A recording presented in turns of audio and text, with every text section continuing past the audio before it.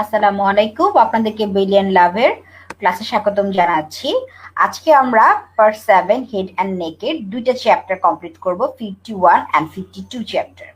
51 চ্যাপ্টারের মধ্যে আছে দ্য ইয়ার, নোজ অ্যান্ড সাইনাসেস। এবং এই পরীক্ষার মধ্যে যারা এমবিবিএস লেভেলে আছেন তারা কিন্তু ইএনটি পোর্শনে প্রচুর কোশ্চেন কিন্তু আসে। আমরা জানি সবাই অনেক ধরনের বই পড়ি, তো বিলিয়ন লাভ থেকে পড়লেও কিন্তু আমরা অনেক কিছু কভার করতে পারবো। এবং যারা এসবিএ বা আমরা হচ্ছে যারা পোস্ট গ্রাজুয়েশন প্রিপারেশন নিচ্ছি, কিছু কোশ্চেন কিন্তু চলে আসে। তো আমি সবসময় বেডেন ল্যাবের যেটাতে এমফাসিস দেই সেটা হচ্ছে গিয়ে ক্লিনিক্যাল অ্যানাটমিটা। তো ফার্স্টে আমরা আজকে দেখবো যে ইয়ারের ক্ষেত্রে আমরা জানি যে external air, internal air, middle air তিনটা পোর্শনে ভাগ করা থাকে। তো ফার্স্টে যদি আমরা এক্সটার্নাল এয়ারটা দেখি, এক্সটার্নাল এয়ার এর মধ্যে কি আছে, যে external air, middle air develop from the first two branchial arches. ফার্স্টে আমরা ডেভেলপমেন্টটা দেখে নিব, তা একটু দাগিয়ে নিব আমরা সাথে। এটার লেন্থ দেখবো 3 centimetre. Outer 2/3 cartilaginous, inner third is bony. আমরা পড়ে এসছি এমবিবিএস লেভেল থেকে, তারপরও এই জিনিসটা আমরা কনফিউজ করে ফেলি। Outer 2/3, outer 2/3 cartilaginous, inner 1/3 is bony. Okay, the skin of the lateral surface of tympanic membrane is highly specialized and migrates onwards along the ear canal. So আমরা দেখতে পেলাম যে এক্সটার্নাল এয়ার, মিডল এয়ার মাঝখানে tympanic মেমব্রেনটা থাকে। External care হচ্ছে রিচলি ইনারভেটেড থাকে, স্কিনটা tightly অ্যাডজারেন্ট থাকে পেরিকর্ডিনামের সাথে।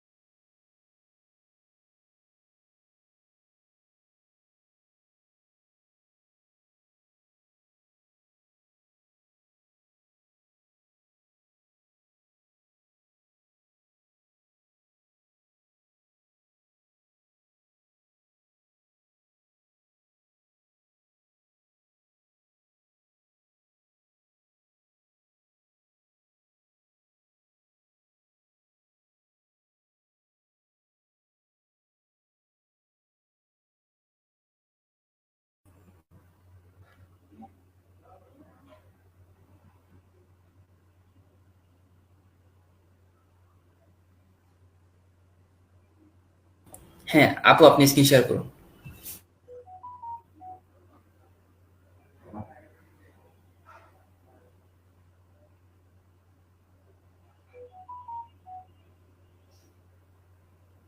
হ্যাঁ জি আপু, এবার ক্লাস কন্টিনিউ করেন।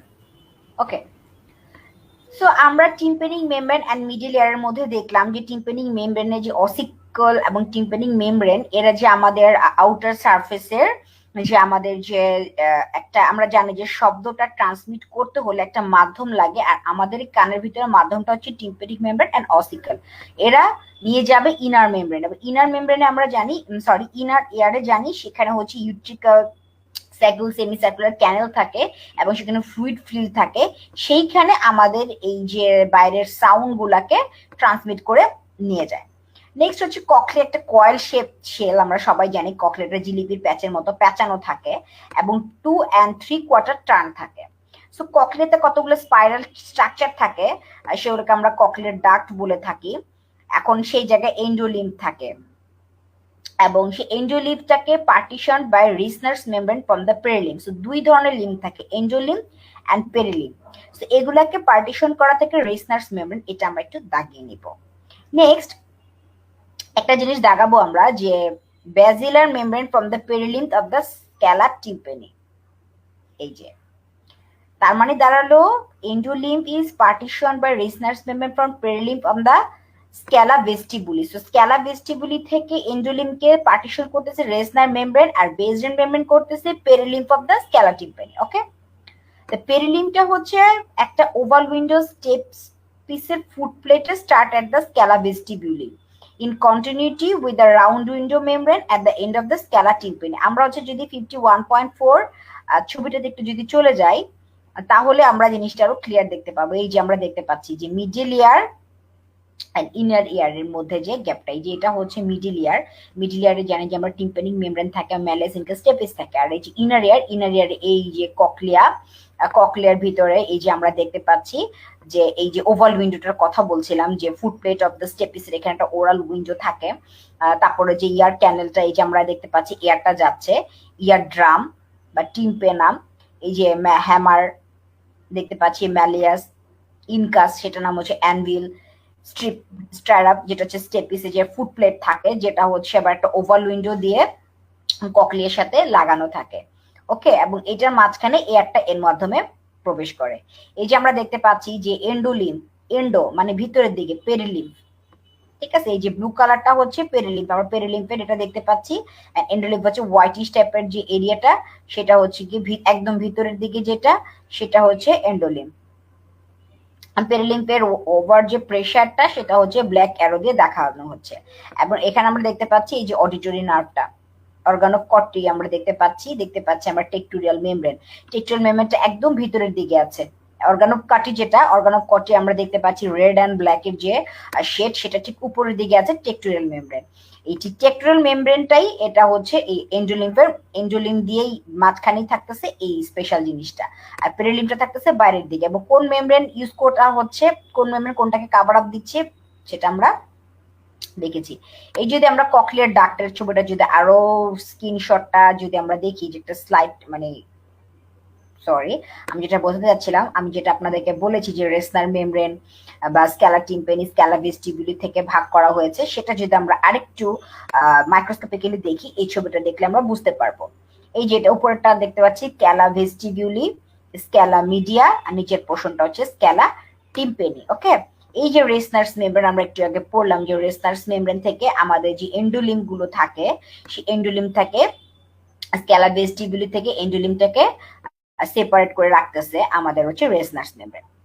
ঠিক আছে, এই যে আরেকটা দেখতে পাচ্ছি টেকটোরিয়াল মেমব্রেন, এই যে ভিতর দিকে টেকটোরিয়াল মেমব্রেন এটা, এই যে আর ঠিক এটার নিচে থাকতেছে এই যেগুলো হচ্ছে অর্গান অফ কটি দেখতে পাচ্ছি। ওকে, আর এই যে আমরা বেসমেন্ট মেমব্রেনটা পড়ছিলাম, এই যে নিচে দিকে আছে বেসমেন্ট মেমব্রেন। সো তাহলে আমরা যদি আবার আমাদের পড়ায় চলে যাই, আবারও যদি আমি বলি যে ভিতরের দিকে এন্ডোলিম্ফটা থাকে, এটা পার্টিশন করা থেকে রেসনার্স মেমব্রেন দিয়ে পেরিলিম্ফ থেকে অফ দ্য স্ক্যালা ভেস্টিবুলি এবং স্ক্যালা টিম্পানি। এই যে স্ক্যালা টিম্পানিটা যদি আমরা চলে যাই, আমরা যদি দেখি নিচের দিকে, এই যে এটা হচ্ছে স্ক্যালা টিম্পানি, এবং স্ক্যালা টিম্পানির ভিতরে কি থাকে আমরা বললাম, স্ক্যালা টিম্পানির ভিতরে থাকতেছে পেরিলিম্ফ। সো পেরিলিম্ফ থেকে এন্ডোলিম্ফকে ডিফারেন্সিয়েট করার জন্য এই যে আমরা আবার যদি দেখি যে সেখানে বেজিলার মেমব্রেন থাকে, এই যে আমরা বেজিলার মেমব্রেনটা দেখায় ফেলছি।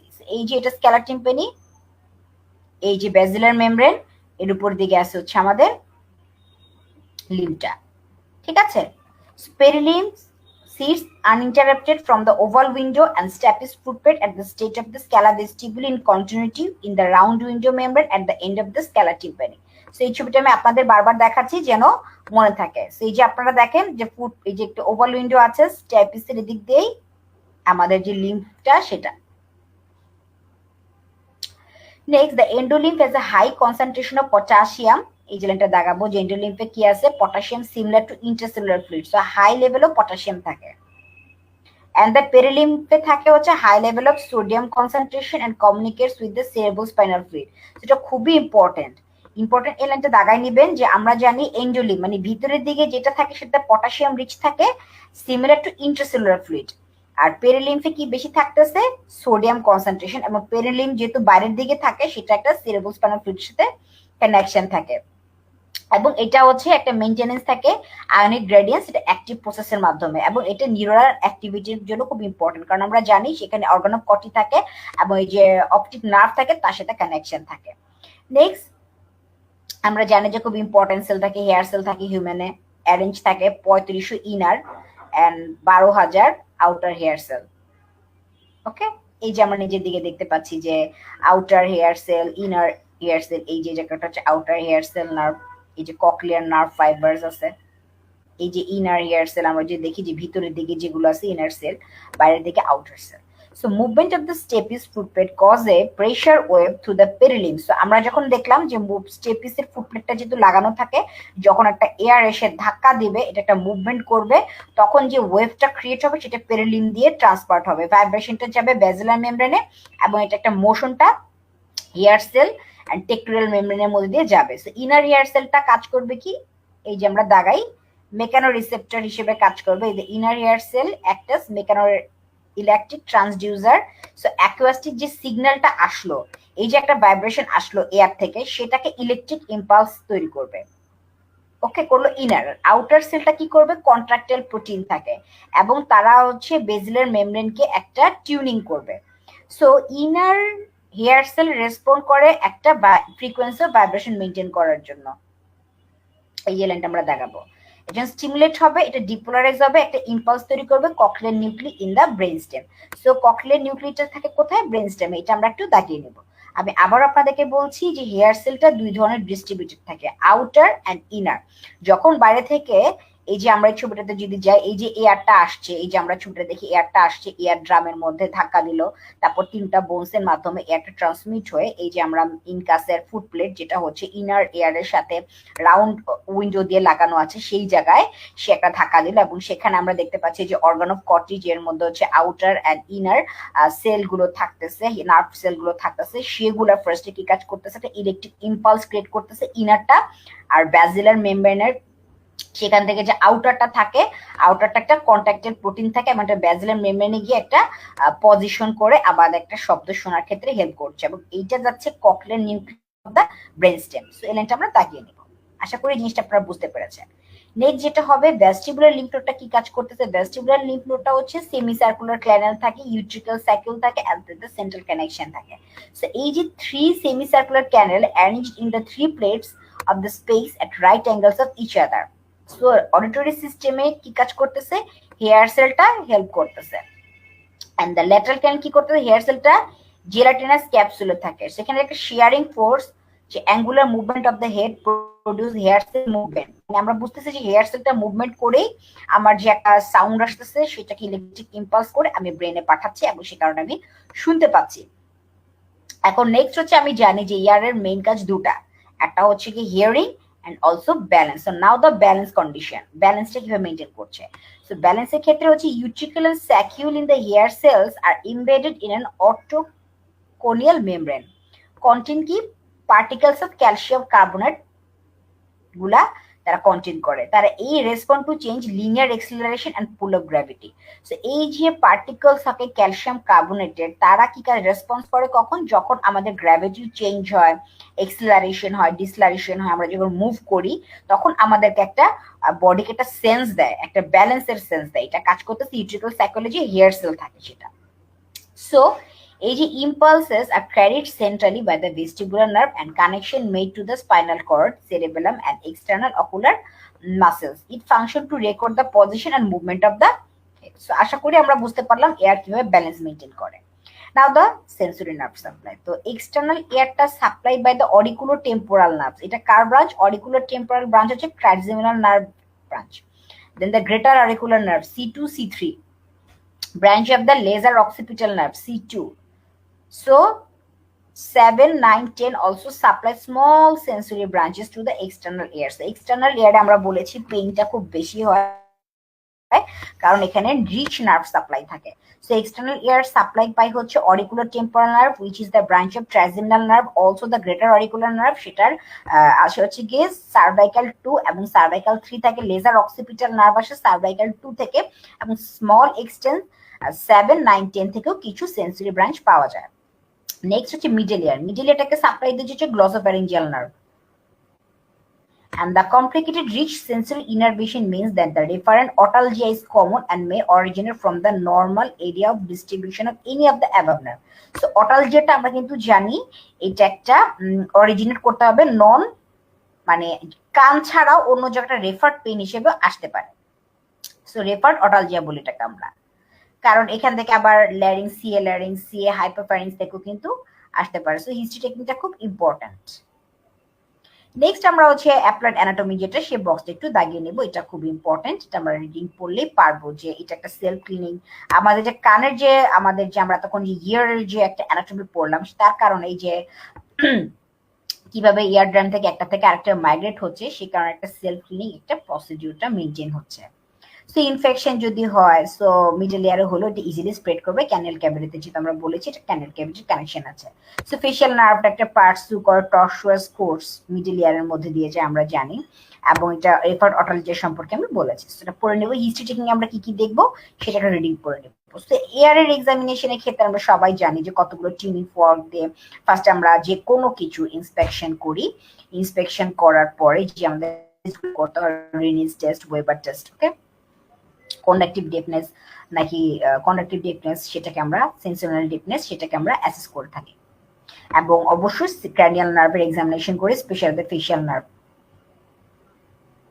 নেক্সট হচ্ছে রেডিওলজিক্যাল ইনভেস্টিগেশন, সিটি স্ক্যান করতে পারে টেম্পোরাল বোনে মাস্টার সার্জারির আগে, এমআরআইও করতে পারি সফট টিস্যু যদি সোলিং থাকে, যেমন ফেশিয়াল নার্ভ অডিটরি নার্ভ যদি দেখতে হয়। So diffusing weighted MRI is also commonly used to detect recurrent cholesteatoma. Cholesteatoma জানি আমরা ক্রনিক অটাইটিস মিডিয়ার ক্ষেত্রে হয় তখন আমরা এমআরআই লাগে।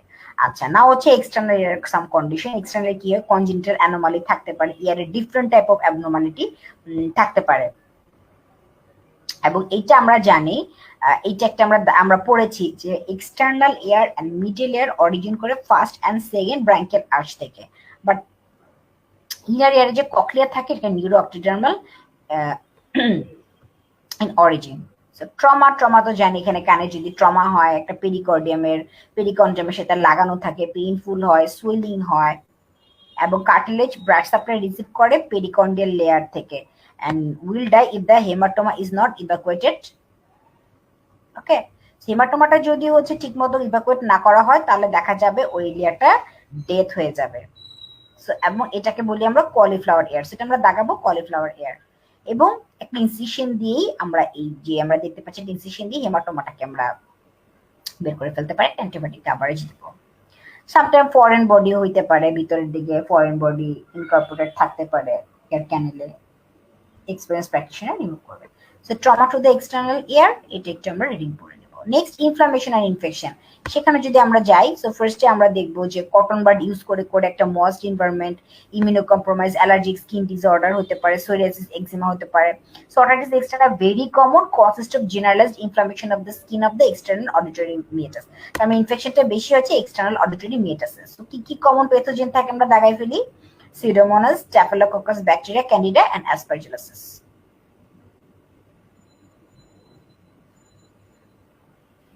আচ্ছা, পিনা যদি তখন কি হবে, যদি পিনাটাকে আমরা মুভ করি তখন একটা পেন ইলিসিট করবে। সো ইনিশিয়ালি একটা topical antibiotic, steroid, ear drop together with analgesia fill করলে তখন মেটিকুলাস রিমুভাল করব ডেব্রিসকে। এবং ফাঙ্গাল যে ইনফেকশন হয় সেটাকে আমরা হাইফি দেখে করতে পারি, ইরিটেশন হবে, ইচিং হবে। So necrotising otitis externa rare but very important condition, untreated হলে মর্টালিটি হাই। সো এই জিনিসটা আমরা দাগাই নিব যে নেক্রোটাইজিং ফাসাইটিসের মতো নেক্রোটাইজিং অটাইটিস এক্সটার্না হতে পারে, এবং এটার জন্য দায়ী হচ্ছে আমরা ইমিউনো কম্প্রোমাইজড হবে। যখন একটা শর্ট নোট লিখবো, আমি প্রত্যেকবারই বলি যে লেখার আগে জিনিসটা কি, ডেফিনিশনটা সুন্দর করে লিখবো, কজ গুলো লিখবো, অর্গানিজম গুলো লিখবো, প্রিসিপিটেটিং ফ্যাক্টর বা কোমরবিডিটিস থাকলে লিখে ফেলবো। এবং এখানে ক্ষেত্রে কি কি নার্ভ পালসি হয়, অস্টিওমালাইটিস হতে পারে স্কাল বোনে, লোয়ার কি কি জায়গায় হচ্ছে পালসি হয় সেটা আমরা দেখবো।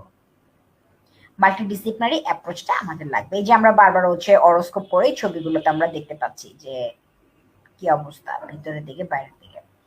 নেক্সট হচ্ছে নিওপ্লাজম। সো এক্সটার্নাল অডিটরি মিডাসে হচ্ছে গিয়ে নিওপ্লাজম হতে পারে।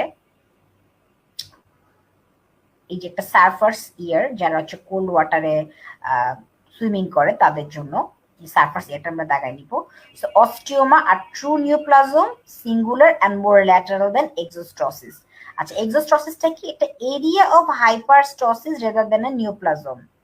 বোন of the ear can individual who swimming cold water, cold ওয়াটারে যারা সুইমিং করে তাদের একটা এক্সোস্টোসিস অফ দ্য হাইপারস্টোসিস, একটা নিওপ্লাজম লাইক স্ট্রাকচার হয়। আর ট্রু নিওপ্লাজম হচ্ছে osteoma. Malignant primary tumour of the external ear are either basal cell or squamous cell carcinoma. Okay, so type of otitis externa এটা একটা আমরা পড়বো, যে অ্যাকিউট ব্যাকটেরিয়াল অটাইটিস এক্সটার্নাল হতে পারে, chronic otitis external হতে পারে, ফাঙ্গাল হতে পারে, নেক্রোটাইজিং হতে পারে, যেটা আমরা বলেছি। ট্রমাটো আমরা বলেছি। নেক্সট আমরা চলে যাব আরেকটা জিনিস, এখানে একটা আমরা দাগাবো যে the ear canal may invade by tumor from the parotid gland and post-nasal space carcinoma which creep up the eustachian. Okay, so ear ক্যানেলে আসতে পারে টিউমার প্যারোটিড গ্ল্যান্ডে যদি কারো থাকে। নেক্সট হচ্ছে মিডেলিয়ার কি কন্ডিশনস। মিডেলিয়ার কন্ডিশনে কনজেনিটাল অ্যানোমালি, যে কোনো কিছু পড়ার আগে আমরা কনজেনিটাল অ্যানোমালি গুলো আমরা দেখবো। তো এখানে হচ্ছে aural atresia and congenital anomalies of the middle ear occur হতে পারে, ইউনিল্যাটারাল হতে পারে, বাইল্যাটারালও হতে পারে। এবং এটা যেটা হয় যে আদার যে ব্রাঙ্কিয়াল যে প্রবলেম আর্স থেকে যেই ডেভেলপমেন্টাল যে আদার যে স্ট্রাকচার গুলো আছে তাদের সাথে কনকমিটেন্ট থাকতে পারে। নেক্সট ট্রমা, মিডল ইয়ারের ট্রমা হতে পারে। ট্রমা হলে কি হবে, আমরা যেখানে টিম্পেনিক মেমব্রেন থাকে সেটা হচ্ছে ফুটা হয়ে যেতে পারে, পারফোরেটেড হয়ে যেতে পারে, পারফোরেটেড টিম্পেনিক মেমব্রেন। ওকে, নেক্সট হচ্ছে আমরা যেটা যাব, এটা কি, যদি এখানে টিম্পেনিক, এখানে যদি ট্রমা হয় কি কি ড্যামেজ হতে পারে, অসিকল গুলো ড্যামেজ হতে পারে, এই যে, এবং এটা আমরা কি লাগতে পারে, টিম্পেনোপ্লাস্টি লাগতে পারে। So congenital anomaly, trauma of the middle ইয়ার, এটা এই বক্সটা আমরা পড়ে নেব। ওকে, নেক্সট অ্যাকিউট অটাইটিস মিডিয়া, এটা খুবই খুবই ইম্পর্টেন্ট। অ্যাকিউট অটাইটিস মিডিয়াটা খুবই ইম্পর্টেন্ট, এটা থেকে শর্ট নোট আসে। সো অ্যাকিউট অটাইটিস মিডিয়া মানে অ্যাকিউট কন্ডিশন, এটা মোস্ট কমন থাকে চাইল্ডহুড ইলনেস, পিক ইনসিডেন্স থাকে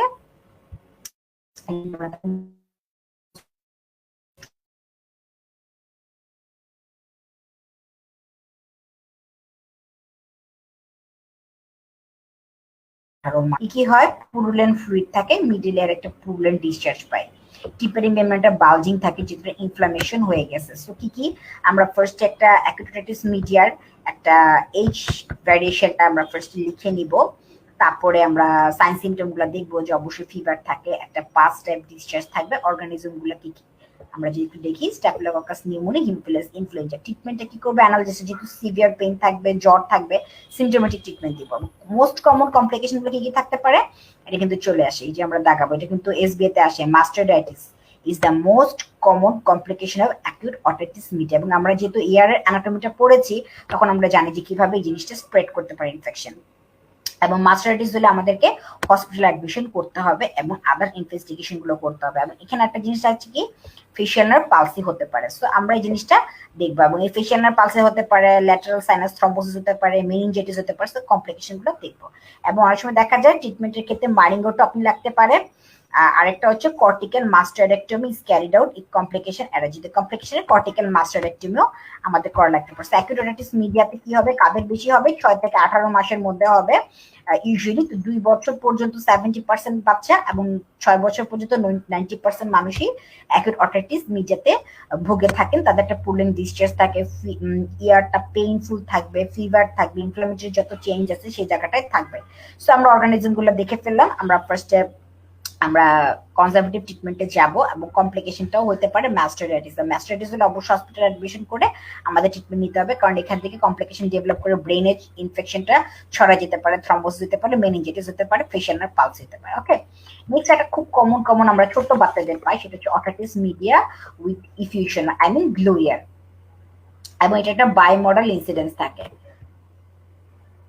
এই যে আমরা দেখতে পাচ্ছি আমাদের যে ইনফ্লামেটরি চেঞ্জ গুলো, এই যে একদম বালজিং হয়ে আছে, এই যে গ্লু ইয়ারের মধ্যে যে আমরা গ্লু দেখতে পাচ্ছি, স্টিকিনেস। নেক্সট হচ্ছে এই যে 2 ইয়ার্স এজিং, 2 ইয়ার্স of 40% হয় 2 years of is nursery and 20% of 5 years old age of starting school।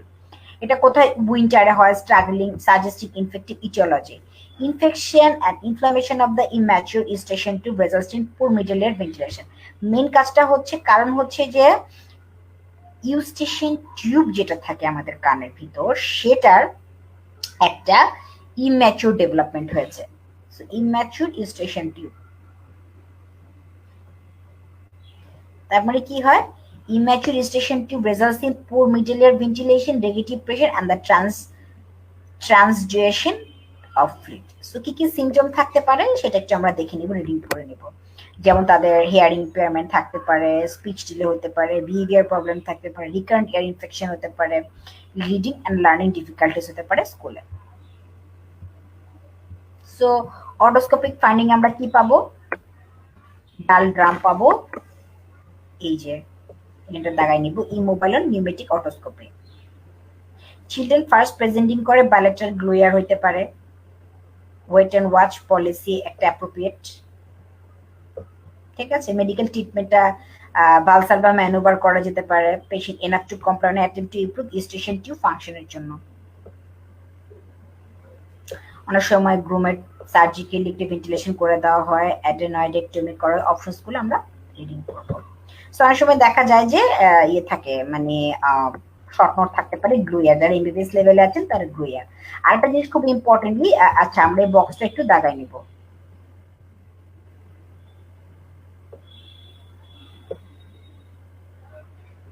আরেকটা জিনিস হচ্ছে, মেনদের যেটা একটা কমন কার্স, মানে কিছু ইথেনিসিটিতে কার্স, নেজারফেজিয়াল কার্সিনোমাটা কমন, যেমন চায়না। তো সেক্ষেত্রে আমাদের যেটা করতে হবে, পোস্ট নেজাল স্পেসকে আমরা এক্সামিনেশন করব, exclude obstructive nasopharyngeal carcinoma. Next একটা খুবই ইম্পর্টেন্ট একটা টপিক, সেটা হচ্ছে ক্রনিক অটাইটিস মিডিয়া।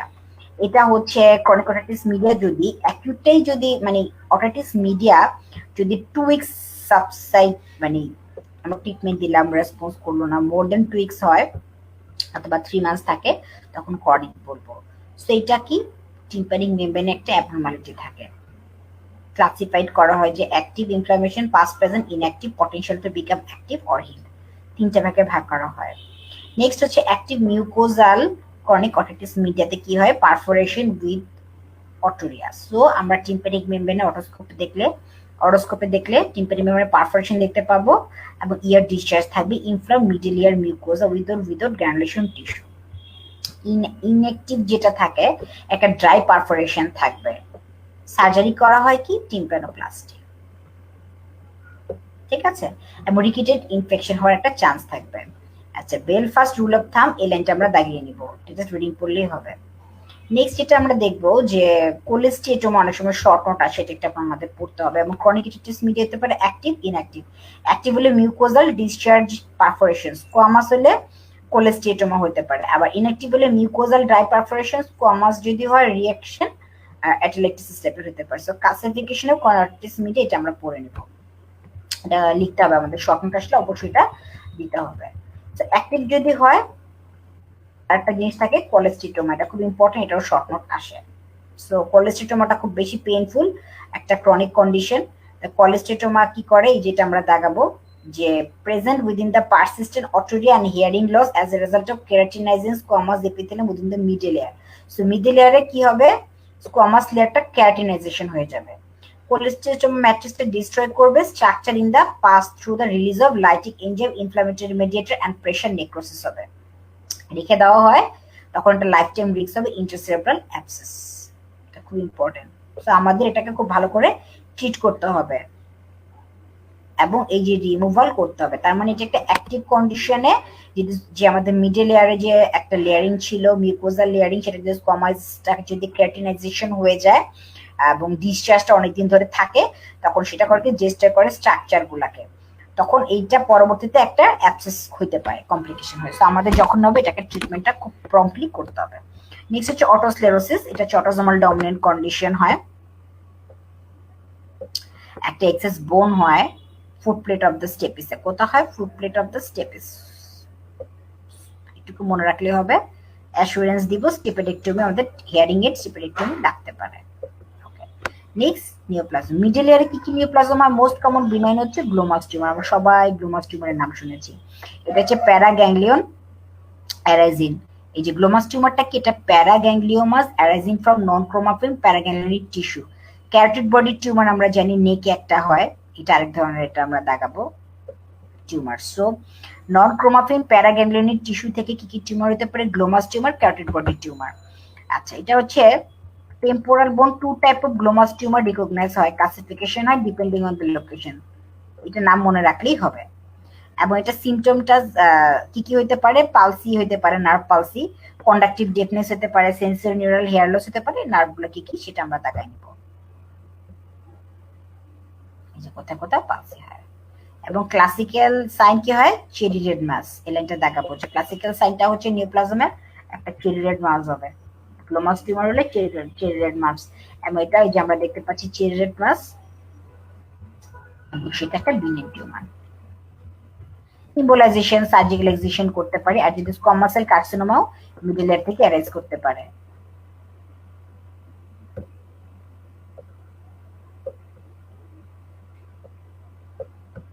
ওকে, সো এই লাইনটা আমরা দাগাই নিব। উইথ রেডিওথেরাপি অনেক সময় কাজে লাগে। নেক্সট আমরা চলে যাব ইনার ইয়ারে।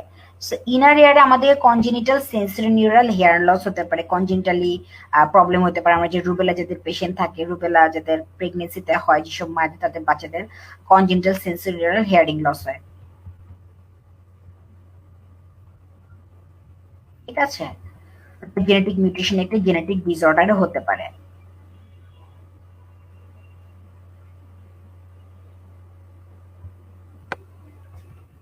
কারণটা কি? এই লাইনটা আমরা দেখাই নেব যে most cause of profound sensory neural hearing loss are due to loss of cochlear hair cells or important insertion through the round window can selectively stimulate the cochlear neuron.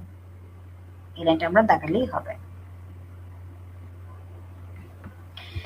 presbycusis, এটা হচ্ছে gradual loss of hearing both ear with or without tinnitus। এই জিনিসটা কি? এটা কিন্তু short note আসে। আপনারা যারা এমবিবিএস লেভেলে আছেন, আমি আবারও বলছি, মেইনলি এই চ্যাপ্টারটা থেকে এমবিবিএস লেভেলের ইএনটি পোর্শনে আপনারা অনেক প্রশ্ন পাবেন। আপনারা তো ধিংরা বইটা পড়বেন, পাশাপাশি যদি বেনিল ল্যাব থেকে এগুলো পড়ে রাখেন, তাহলে কিন্তু পরীক্ষার হলে অ্যান্সার করাটা খুব ইজি হবে। এবং এই হিয়ারিং লসটা ইউজুয়ালি এফেক্ট করে higher frequencies, classical audiogram higher ফ্রিকোয়েন্সিতে, speech live within a high frequency range. একটু হাই ফ্রিকোয়েন্সিটা মনে রাখলে হবে। প্রেসবাইকাসিসটা কি? কাদের হয়? হিয়ারিং কমপ্লিটলি হিয়ারিংটা লস হয়। আচ্ছা, ঠিক আছে। সো প্রেসবাইকাসিস জিনিসটা কি সেটা আমরা পড়বো। টিনিটাস জিনিসটা কি? টিনিটাসও কিন্তু এটা খুব ইম্পর্টেন্ট একটা সিমটম, আমাদের প্রায় টিনিটাস হয় অনেকেরই, এবং টিনিটাসের কজ ইভ্যালুয়েশন না করে খুবই irritating. So tinnitus is the perception of sound when no external sound source is present. That means হচ্ছে কি আমরা ইউজুয়ালি কোনো সাউন্ড সোর্স থেকে যখন সাউন্ড আসে তখন এটাকে আমরা সেন্স করতে পারি, কিন্তু কোনো সাউন্ড সোর্স নাই, তারপর আপনার কানের কাছে মনে হচ্ছে যে আপনি শব্দ শুনছেন, সেটাকে আমরা টিনিটাস বলে থাকি। সো টিনিটাসের কতগুলো এক্সাম্পল আছে। Pulsated tinnitus of the glomus tumour. Okay, tinnitus accompanies presbycusis এর ক্ষেত্রে টিনিটাস হতে পারে। আমরা রিডিং করে নিব। Sudden sensory neural hearing loss, এটার কারণটা কি? তখন আমার হতে পারে infective, neoplastic, traumatic, ototoxic drug, neurological autoimmune disease. Not trauma, trauma হইতে পারে নয়েজ, যদি ওভার নয়েজ এক্সপোজার যদি হয় তখন হেয়ার সেল ককলিয়া গুলো ড্যামেজ হয়ে যায়। সাডেন অ্যাকোস্টিক ট্রমা হতে পারে, যেমন ব্লাস্ট ইনজুরি, তখন ক্ষেত্রে prolong exposure to excessive noise. So hair cell গুলো যদি ড্যামেজ হয় তখনই আমাদের এই ধরনের ডিসঅর্ডারটা ডেভেলপ করবে। এই যে আমরা দেখতে পাচ্ছি পিওটোন অডিওমেট্রি কি হয়। হেড ইনজুরির ক্ষেত্রে আমরা জানি যে ইয়ারটাতে আমাদের বেস অফ দ্য স্কাল যদি ফ্র্যাকচার হয়, হেড ইনজুরি হয়, তখন দেখা যাচ্ছে সেন্সিবল লস হতে পারে, আমাদের বোনি যে স্ট্রাকচারটা মানে ইনজুর হতে পারে। সো এখানে আমরা দেখি যে কোন বোনটা, টেম্পোরাল বোনটা ফ্র্যাকচার হতে পারে। ঠিক আছে, লংজিটিউডিনাল ফ্র্যাকচার হতে পারে, ট্রান্সভার্স ফ্র্যাকচার হতে পারে। সবচেয়ে কম হচ্ছে লংজিটিউডিনাল ফ্র্যাকচার 80%, আর ট্রান্সভার্স ফ্র্যাকচার 20%। এবং আমরা এখানটা জানি লংজিটিউডিনাল ফ্র্যাকচার এক্সটার্নাল, আমরা জানি যে যদি সিএসএফ অটোরিয়া হয় তখন আমরা ধরে নিই যে বেস অফ দ্য স্কালে কোনো ফ্র্যাকচার আছে এবং আমাদের হয়তো ইনার ইয়ারে কোনো ফ্র্যাকচার হয়েছে। ঠিক আছে, আর অটোটক্সিক কিছু ড্রাগ আছে, সেই ড্রাগসের নামগুলো আমরা জানি, ইনভ্যারিয়েবলি ইউজ করি, তারপরেও আমরা রিস্ক ভার্সেস বেনিফিট ইস্যুতে ইউজ করতে হয়। আমরা জানি aminoglycoside, vancomycin, erythromycin, loop diuretics like furosemide, chemotherapy agent, cisplatin, carboplatin, salicylates, aspirin, quinine, ototoxic drug. Okay, next হচ্ছে balance disorder. So vertigo is the hallucination of movement. এই জিনিসটা কি, ভার্টাইগো জিনিসটা কি? Vertigo is the hallucination of movement. So balance disorder প্রথম আমাদের যেটা হয় সেটা হচ্ছে ভার্টাইগো। এবং বিপিপিভি খুবই একটা কমন জিনিস ভার্টাইগোর। আমরা যত ভার্টাইগো পাই তার মোস্টলি মানে ডিডি যদি আমাকে বলতে বলেন, বা মোস্টলি ডিডিটাই হবে হচ্ছে বিনাইন পারক্সিমাল পজিশনাল ভার্টাইগো। এটা কিন্তু এমবিবিএস লেভেলেও আসে এবং আমাদের জানার জন্য হলেও লাগবে। সো এইটা একটা otolith, calcium carbon most commonly আমরা জানি যে আমাদের কানের ভিতরে ক্যালসিয়াম কার্বনের ক্রিস্টাল থাকে, অটোলিথ থাকে, যেটা হচ্ছে সেমি সার্কুলার ক্যালেন যেগুলো আমরা পড়েছি সেগুলাতে।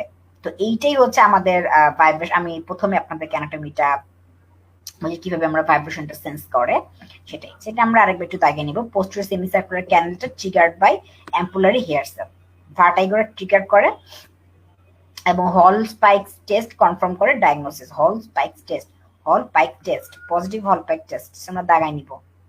পিওটো অডিওমেট্রিতে আমরা দেখতে পাচ্ছি। নেক্সট ভেস্টিবুলার নিউরাইটিস, জাস্ট এটার একটা আমরা দেখব যে এটা লেভেন্ডাইটিস হয়, ট্রিটমেন্টটা আমরা দিই কি সেটা আমরা একটু দেখবো, খুব বেশি একটা লাগবে না এখান থেকে। মিনিয়াস ডিজিজ, ইয়েস মিনিয়াস ডিজিজটা একটা শর্ট নোট হিসেবে আপনাদের এমবিবিএস লেভেলে আসে। সো মিনিয়াস ডিজিজের একটা ডিডি কিন্তু হচ্ছে বিপিপিভি। সো বিপিপি, বিনাইন প্যারাক্সিমাল পজিশনাল ভার্টাইগোর একটা ডিডি মিনিয়াস ডিজিজ। সো এটা একটা কি, এটা একটা এনজোলিম্ফিক ডিসঅর্ডার। হাই প্রেশার যদি চেঞ্জ হয়ে যায় ইনার এয়ারে তখন একটা এনজোলিম্ফিক যে ডিসঅর্ডার হয় সেটার নাম হচ্ছে মিনিয়াস ডিজিজ। ঠিক আছে, একটা ট্রায়াড অফ সিমটমটা আমরা দেখি। ইন্টারমিটেন্ট অ্যাটাক অফ ভার্টাইগো থাকবে, unilateral fluctuating sensory hearing loss, and tinnitus. এই যে তিনটা জিনিস, এই তিনটা জিনিস আমাদের মনে রাখতে হবে। একটা মানে unilateral fluctuating sensory neural hearing loss থাকবে, টিনিটাস থাকবে এবং ইন্টারমিটেন্ট ভার্টাইগো থাকবে। ঠিক আছে, আমরা এমআরআই করব। কেন? অ্যাকোস্টিক নিউরোমাকে এক্সক্লুড করার জন্য মেডিকেল ট্রিটমেন্টটা করব। স্টেরয়েড দেয়, জেন্টাবাইস ইনজেকশন দেয় মিডল ইয়ার। ওকে, ভেস্টিবুলার মাইগ্রেন এটা আমাদের এতটা লাগবে না। ফেশিয়াল প্যারালাইসিস আমরা রিডিং পড়তে পারি, জাস্ট একটা বক্সটা আমরা দেখবো, এখানে আর কিছু লাগবে না। নেক্সট আমরা চলে যাব হচ্ছে র্যামসান সিনড্রোম। সবাই জানি যে আমাদের যদি ফেশিয়াল নার্ভ পালসি হয় তার সাথে যদি ইয়ার ইনভলভমেন্ট থাকে হার্পিস জুস্টারের ক্ষেত্রে, সেক্ষেত্রে র্যামসিয়ান সিনড্রোম হয়। নিওপ্লাজম, এটা হচ্ছে uncommon but can present with sensorineural hearing loss, tinnitus and vertigo. এটা হচ্ছে অ্যাকোয়াস্টিক নিউরোমা, আমরা সবাই জানি। এটা অ্যাকোস্টিক নিউরোমা কিন্তু শর্ট নোট আসে, অ্যাকোস্টিক নিউরোমা পড়বো আমরা।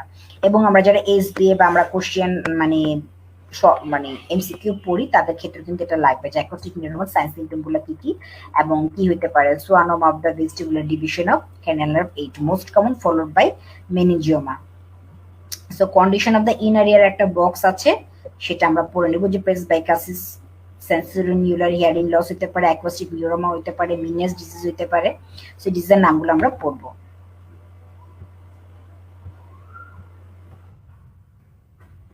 নেক্সট হচ্ছে নোজ এন্ড সাইনাসেস। সো নোজের ক্ষেত্রে খুব ইম্পর্টেন্ট, আমরা জানি যে নোজের আমাদের নোজের যে নেজাল সেপ্টাম থাকে, এটার হচ্ছে anterior quadrate anterior quadrilateral cartilage থাকে, perpendicular plate of the ethmoid and vomer থাকে, আর নোজের সেপ্টামে ল্যাটারাল ওয়াল থাকে, nasal cavity content super middle inferior turbinate গুলো থাকে। আমাদের জানি আমরা যখন আমরা এয়ার যখন রেসপিরেশন এয়ারটা যায় সেখানে আমাদের এই যে ওয়ার্ম হয়, ময়েশ্চার হয়, নেজাল এয়ার ফ্লো। এবং আমরা জানি যে কতগুলো সাইনাস থাকে, যে ফ্রন্টাল, স্পিনেটাল, ম্যাক্সিলারি, অ্যান্টেরিয়র, পোস্টেরিয়র, ইথোমোডাল সাইনাসেস। এগুলো আমরা সবসময় পড়ি, এগুলোতে কোশ্চেন আসে, এগুলো বারবার পড়তে হবে। যে ছবিগুলো আমরা নেজাল স্কেলেটন নিচে আমরা দেখতে পাচ্ছি, আমরা জানি যে উপরে যে পোর্শনটা থাকে আমাদের সেটাকে আমরা গ্ল্যাবেলা বলি, অরবিট এবং দুই অরবিটের মাঝখানে যে পোর্শনটা গ্ল্যাবেলা বলি। গ্ল্যাবেলা থেকে নেজাল বোনটা থাকে, নেজাল বোনের সাথে হচ্ছে কি কার্টিলেজ লাগানো থাকে, উপর দিয়ে কার্টিলেজ থাকে, এই যে লোয়ার ল্যাটারাল কার্টিলেজ আমরা দেখতে পাচ্ছি, এবং সেখানটা ফাইব্রোলাস্টিক টিস্যু থাকে। তারপর আমরা জানি যে কতগুলা টার্বিনেট থাকে, টার্বিনেটের ফাঁকে ফাঁকে সাইনাস থাকে। এই ছবিগুলো আমরা যেটা দেখবো কোথায় কোন পজিশন থাকে দেখবো। যে ম্যাক্সিলারি সাইনাস আমরা জানি যে ম্যাক্সিলারি এন্ট্রাম থাকে, অস্টিয়াম থাকে। এই যে আমরা এই ছবিটা যদি দেখি করোনাল সেকশনে বিভিন্ন রকম কাট সেকশনে টার্বিনেট গুলো পাশাপাশি মিটাস গুলো আমরা দেখতে পাচ্ছি। সো ওপেনিং গুলো কিন্তু খুব ইম্পর্টেন্ট। এবং আমরা arterial flow of the left সাইডের নেজাল সেপ্টাম ডিটেলস এরিয়াটা আমরা সবসময় এটা একটা শর্ট নোট হিসেবে আসে এবং এটা থেকে কোয়েশ্চেন আসে। এবং এখানে কোন কোন আর্টারিটার অ্যানাস্টোমোসিস হয়, ডিটেলস এরিয়া কোন জায়গাটা, এই যে কেসেল, ব্যাক্স, প্লেক্সাস, সেটা কিন্তু খুব ইম্পর্টেন্ট। মিডল এয়ার, আচ্ছা ঠিক আছে। দা পোস্টেরিয়র ইথোমোডাল স্পিনাটাল সাইনাস কোথায় কোনটা ড্রেন করে আমরা একটু দাগাই নিই। আমি একটু স্কিপ করে গিয়েছি না, আবার একটু যদি যাই, এই যে আসি যে there are paired frontal, sphenoidal, maxillary and anterior posterior ethmoidal sinus আছে। তো anterior nasal sinus, frontal, maxillary, anterior ethmoid drain করে middle meatus কোথায়, between the middle turbinate and lateral wall of the nose। এই যে আমরা এটা পুরোটি দাগিয়ে নিব কোথায় কোনটা ড্রেন করে, যে superior turbinate, middle turbinate, inferior turbinate কোথায় ড্রেন করে এটা আমরা পড়বো। এবং আমরা দেখাবো যে নেজাল ফসা সাইনাসটা ব্লাড সাপ্লাই পায় এক্সটার্নাল আর ইন্টারনাল ক্যারোটিড আর্টারি থেকে। এক্সটার্নাল ক্যারোটিড আর্টারি সাপ্লাই করে হচ্ছে inner interior of the nose by the maxillary and sphenopalatine artery. Okay, so আমাদের যে নেজাল ফসা সাইনাস গুলো রিসিভ করে the blood supply via the external and internal carotid arteries. External carotid artery supply করে interior of the nose by the maxillary and sphenoid-palatal artery. The greater palatal artery supplies the anterior inferior septum by the incisive canal. And the contribution from the internal carotid artery is anterior and posterior ethmoidal arteries. So anterior and posterior ethmoidal arteries are the branches of internal carotid artery. এই যে কিসেল back plexus ছোট্ট করে short note 1 number line 2 number line চলে আসে, এবং এটা কোথায় থাকে, anterior part of the nasal septum. আর ভেনাস ড্রেনেজটা হয় কিভাবে, ophthalmic and facial vein and pterygoid and pharyngeal plexus. আমরা জানি এটা ক্যাভার্নাসের সাথে সংযোগ থাকে অপথ্যালমিক ভেন দিয়ে, internal spread of nasal sepsis. Okay, so আমরা যদি একটু দেখি আবারও এই যে কেসেল আমরা তাহলে নোজের আর্টারিয়াল সাপ্লাই পাচ্ছি internal and external carotid artery থেকে। সো এক্সটার্নাল যদি ক্যারোটিড আর্টারিটা থাকে সেটা ইন্টারনাল যে নেজাল যে ভিতরের যে পোর্শনটা সেটাকে সাপ্লাই দিচ্ছে কিভাবে, ম্যাক্সিলারি এন্ড স্পেনোপ্যালেটাল আর্টারি দিয়ে। আর গ্রেটার প্যালেটাল আর্টারি সাপ্লাই করে anterior inferior septum by the incisive canal. আর ইন্টারনাল ক্যারোটিড আর্টারি করে হচ্ছে anterior and posterior ethmoidal artery. Kiesselbach প্লেক্সাসটা কিন্তু দেখিয়েছি, আমরা যে এমবিবিএস লেভেলে আছে আমাদের কিন্তু ছবিটা একই নোটটা লিখতে হবে। তো এক্সামিনেশন করব কিভাবে, এই যে স্পিকুলাম নেজাল স্পিকুলাম দিয়ে সেটাতে আমরা নোজ এক্সামিনেশন করি।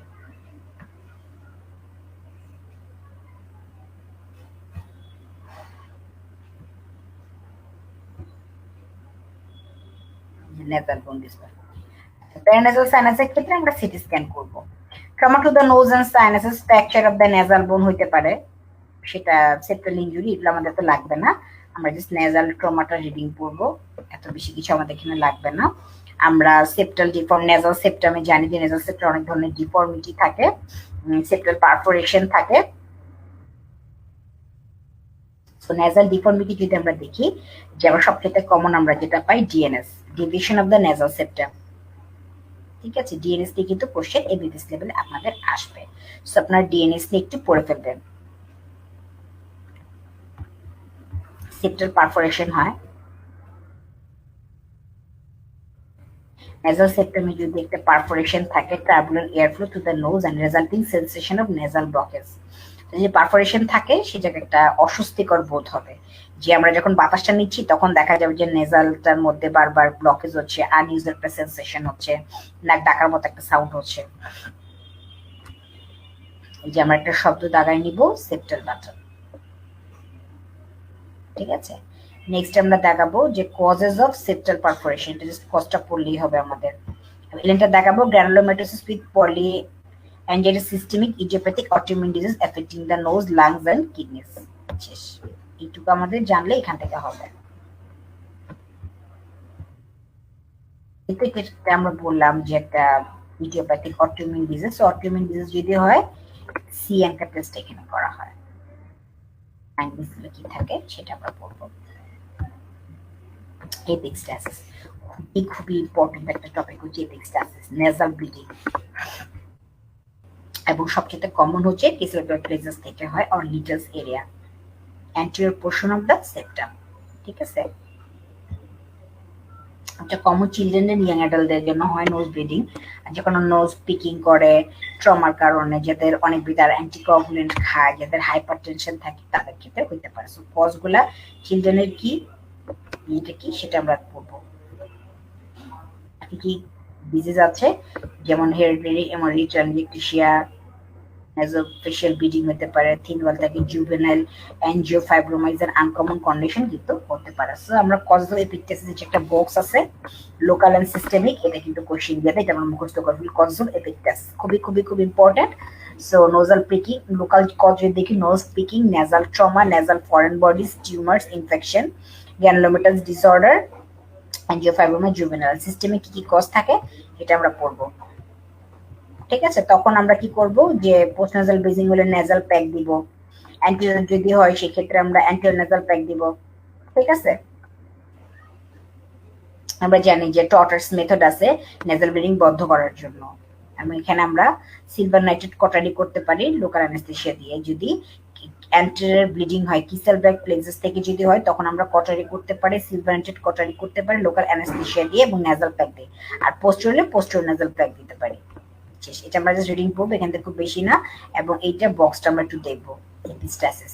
নেক্সট হচ্ছে অ্যাকিউট রাইনোসাইনোসাইটিস, এটার জন্য আমরা জাস্ট কমন যেহেতু একটা রাইনোসাইনোসাইটিস ব্যাকটেরিয়াল সুপার ইনফেকশন হয় ড্যামেজ মিউকোসাতে, কি কি অর্গানিজম গুলা সেগুলো আমরা দেখবো। অ্যাকিউট ম্যাক্সিলারি সাইনোসাইটিস হতে পারে, প্লুরাল ডিসচার্জ হতে পারে। আচ্ছা, এখানে একটা জিনিস আমরা দাগায় নিব যে কোন নার্ভে ইরিটেশন হয়, irritation of the superior alveolar nerve, referred pain হতে পারে টুথে, এই লাইনটা আমরা দাগায় নিতে কোশ্চেন আসে। আচ্ছা, একটা জিনিস দেখাবো যে dental sepsis from anaerobic organism can cause around 10% of the cause of maxillary sinusitis এর 10% কজ কিন্তু ডেন্টাল যদি কোনো সেপসিস হয়। সিটি স্ক্যান আমরা জানি আমরা করব। আর একটা জিনিস আমরা এখানে দেখাবো, আচ্ছা, acute frontoethmoidal sinusitis can also occur present with mucopurulent discharge, facial pain।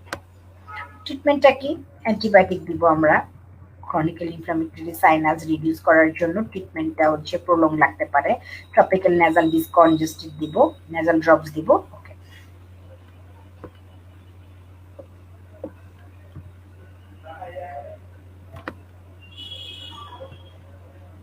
Next আমরা এই যে একটা বক্স আছে অ্যাকিউট রাইনোসাইনোসাইটিস, শুধু বক্সটা পড়লেই আমাদের হবে।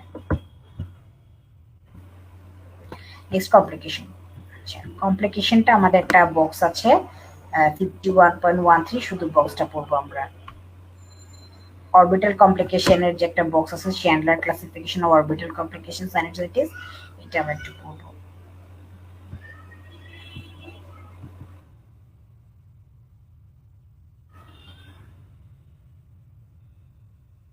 কি হতে পারে, অরবিটাল কজ, অরবিটাল ইনফেকশন হলে অ্যাবসেস, থ্রম্বোসিস, এটা হতে পারে। পটস পাফি টিউমার, জাস্ট টার্মিনোলজিটা আমরা, আর যেহেতু বোনস তো অস্টিওমাইলাইটিস হতেই পারে। আচ্ছা, ক্রনিক রাইনোসাইনোসাইটিস, যেহেতু ক্রনিক সেক্ষেত্রে আমাদের হচ্ছে এখানে কিছু ফ্যাক্টর থাকে, সিলারিটিস, ক্যানিশিয়া, অ্যালার্জি, অ্যাজমা, ব্যাকটেরিয়া, ফাঙ্গাই। এই জাস্ট আমরা ক্রনিক রাইনাইটিস ডিভিশন পড়বো, এখানে আমাদের খুব বেশি কিছু লাগবে না। নাও হচ্ছে নেজাল পলিপ। নেজাল পলিপটা জাস্ট আমরা রিডিং পড়বো বক্সটা, ঠিক আছে। Next, tumours of the nose and সাইনাসেস।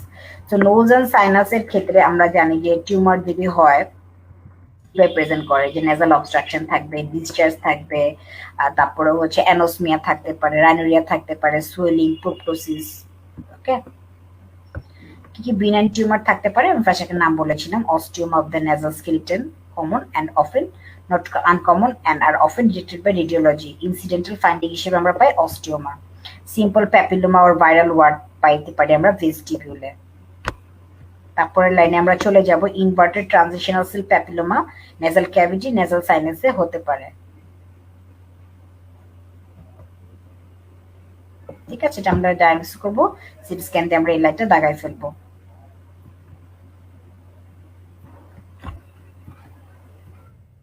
কমাস cell carcinoma আমরা যেতে পারি, ম্যালিগন্যান্ট টিউমার আমরা সবাই জানি যে এখানে হতে পারে। কমন ম্যালিগন্যান্ট টিউমার হচ্ছে nasal cavity, parallel cells, squamous cell carcinoma সবচেয়ে কমন। এটা আমরা দাগাই নিব।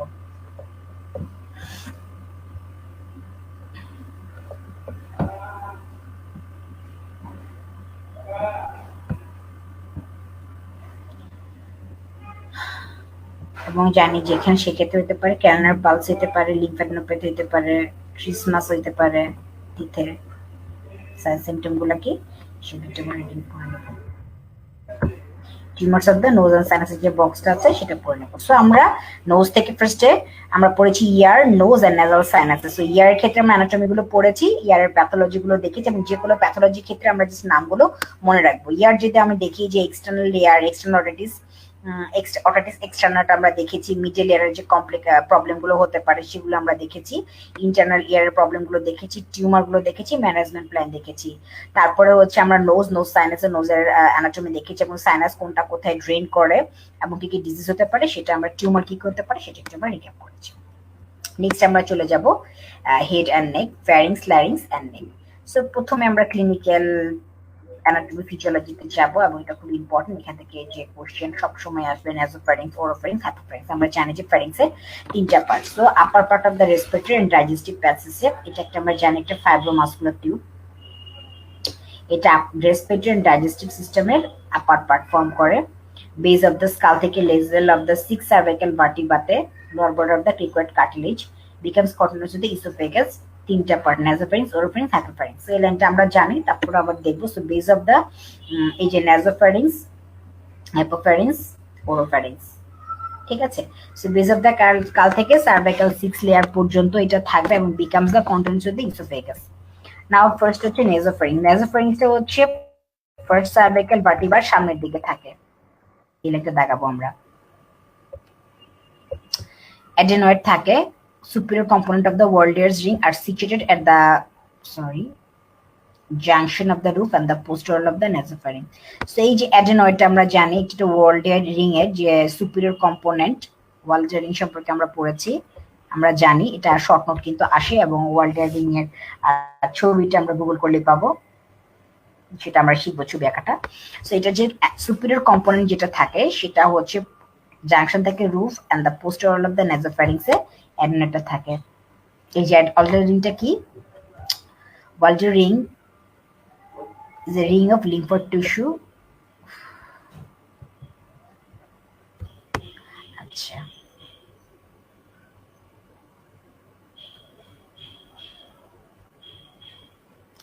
ঠিক আছে। So Waldear's ring is a ring of lymphoid tissue comprising, in addition to the adenoid, the palatine and lingual tonsil of the oropharynx, situated at the entry to the ear and food passage, constantly exposed to new inspired or ingested antigenic stimuli. So আমরা জানি যে লিম্ফোয়েডের কাজ সেটা antigenic stimuli হিসেবে কাজ করে। So ওয়াল্ডার ring যদি আমরা দেখি, এই যে ওয়াল্ডার রিং 52.5, ঠিক আছে। এই যে এটা রিং লাইক স্ট্রাকচার থাকে আমরা জানি, টনসিলার নোড থাকে, রেট্রোফেরিঞ্জিয়াল নোড থাকে, lymphoid tissue around the Eustachian tube, faucial tonsil, lingual tonsil. এখানে সবগুলো টনসিলের যে আমাদের নেকে এই যে থাকে আর কি লিম্ফয়েড যে অর্গানগুলোর যে ইন্টারকানেকশন সেটা ওয়েলডেস রিং আকারে স্ট্রাকচার আকারে থাকে। তো সুপিরিয়র যে কম্পোনেন্ট আমরা বলে ফেললাম কে, এটা হচ্ছে অ্যাডেনয়েড, ঠিক আছে। এবং এটা কোথায় থাকে অ্যাডেনয়েডটা? Palatal lingual tonsil on the oropharynx, situated থাকে entry of the air and food passage. তার মানে হচ্ছে আমাদের ওয়েলডার রিংটা থাকতেছে ফুড প্যাসেজ এন্ড এয়ার প্যাসেজের যে এন্ট্রি জোনটা সেখানে, কারণ ওখানে অনেকগুলা আমাদের অ্যান্টিজেনিক স্টিমুলাই, ভাইরাস, ব্যাকটেরিয়া এবং আদার যে পার্টিকেলস গুলো থাকে আমাদের অ্যান্টিজেনিক পার্টিকেলস গুলো ওখান দিয়ে থাকে। সো তখন সেই জন্য আমাদেরকে সেই জায়গাটা স্ট্রং ইমিউনিটির জন্য এখানে অনেকগুলো লিম্ফ নোড থাকে। এই যে মাল্টোমা, এই যে অ্যান্টিজেন প্রসেসিং হয়, অ্যান্টিজেন প্রেজেন্টেশন হয় বি সেলে, এটা হয় কিন্তু ওয়েলডার রিং এ হয়। আচ্ছা, ওয়েলডার রিংটা ফিজিওলজিক্যালি হাইপারট্রফি হয় চাইল্ডহুডে, এবং আমরা জানি ওই টাইমটাই বেশি বেশি আমাদের টনসিলাইটিস হয়। ইউস্টিশিয়ান টিউব যেটা থাকে leading from of the middle year cleft open into the posterior super aspect of the lateral wall. So আমরা ইউস্টিশিয়ান টিউবটা সম্পর্কে যদি দেখি যে এটা অ্যাকচুয়ালি মিডল ইয়ার ক্লেফট থেকে এটা অরিজিন করে ওপেন করে posterior super aspect of the lateral wall. Eustachian টিউবের বাউন্ডারিটা আমরা পড়তে হবে, এবং এখানটা ফস অফ রোজেনমুলার থাকে এবং নেজোফ্যারিঞ্জিয়াল কার্সিনোমার একটা সাইট। So fossa of রোজেনমুলার।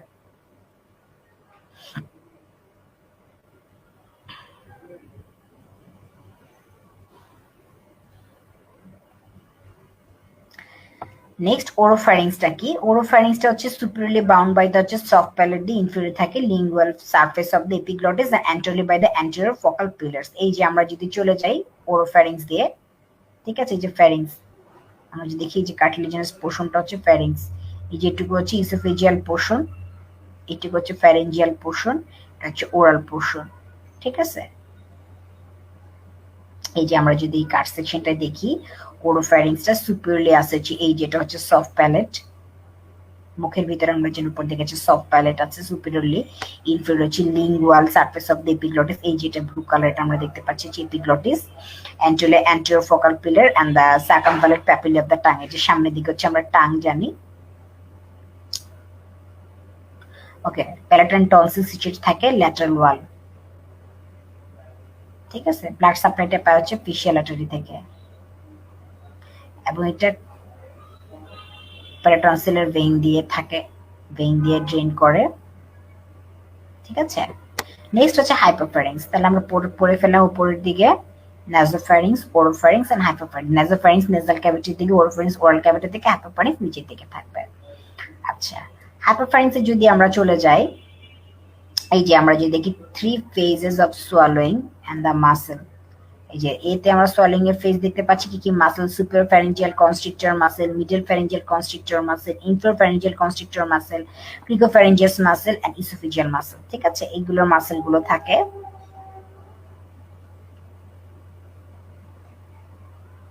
এই যে sagittal diagram of the upper aerodigestive tract. So এই যে আমরা দেখতে পাচ্ছি নেজাল ক্যাভিটি রেড কালারের, এর মধ্যে অনেকগুলো টার্বিনেট আছে।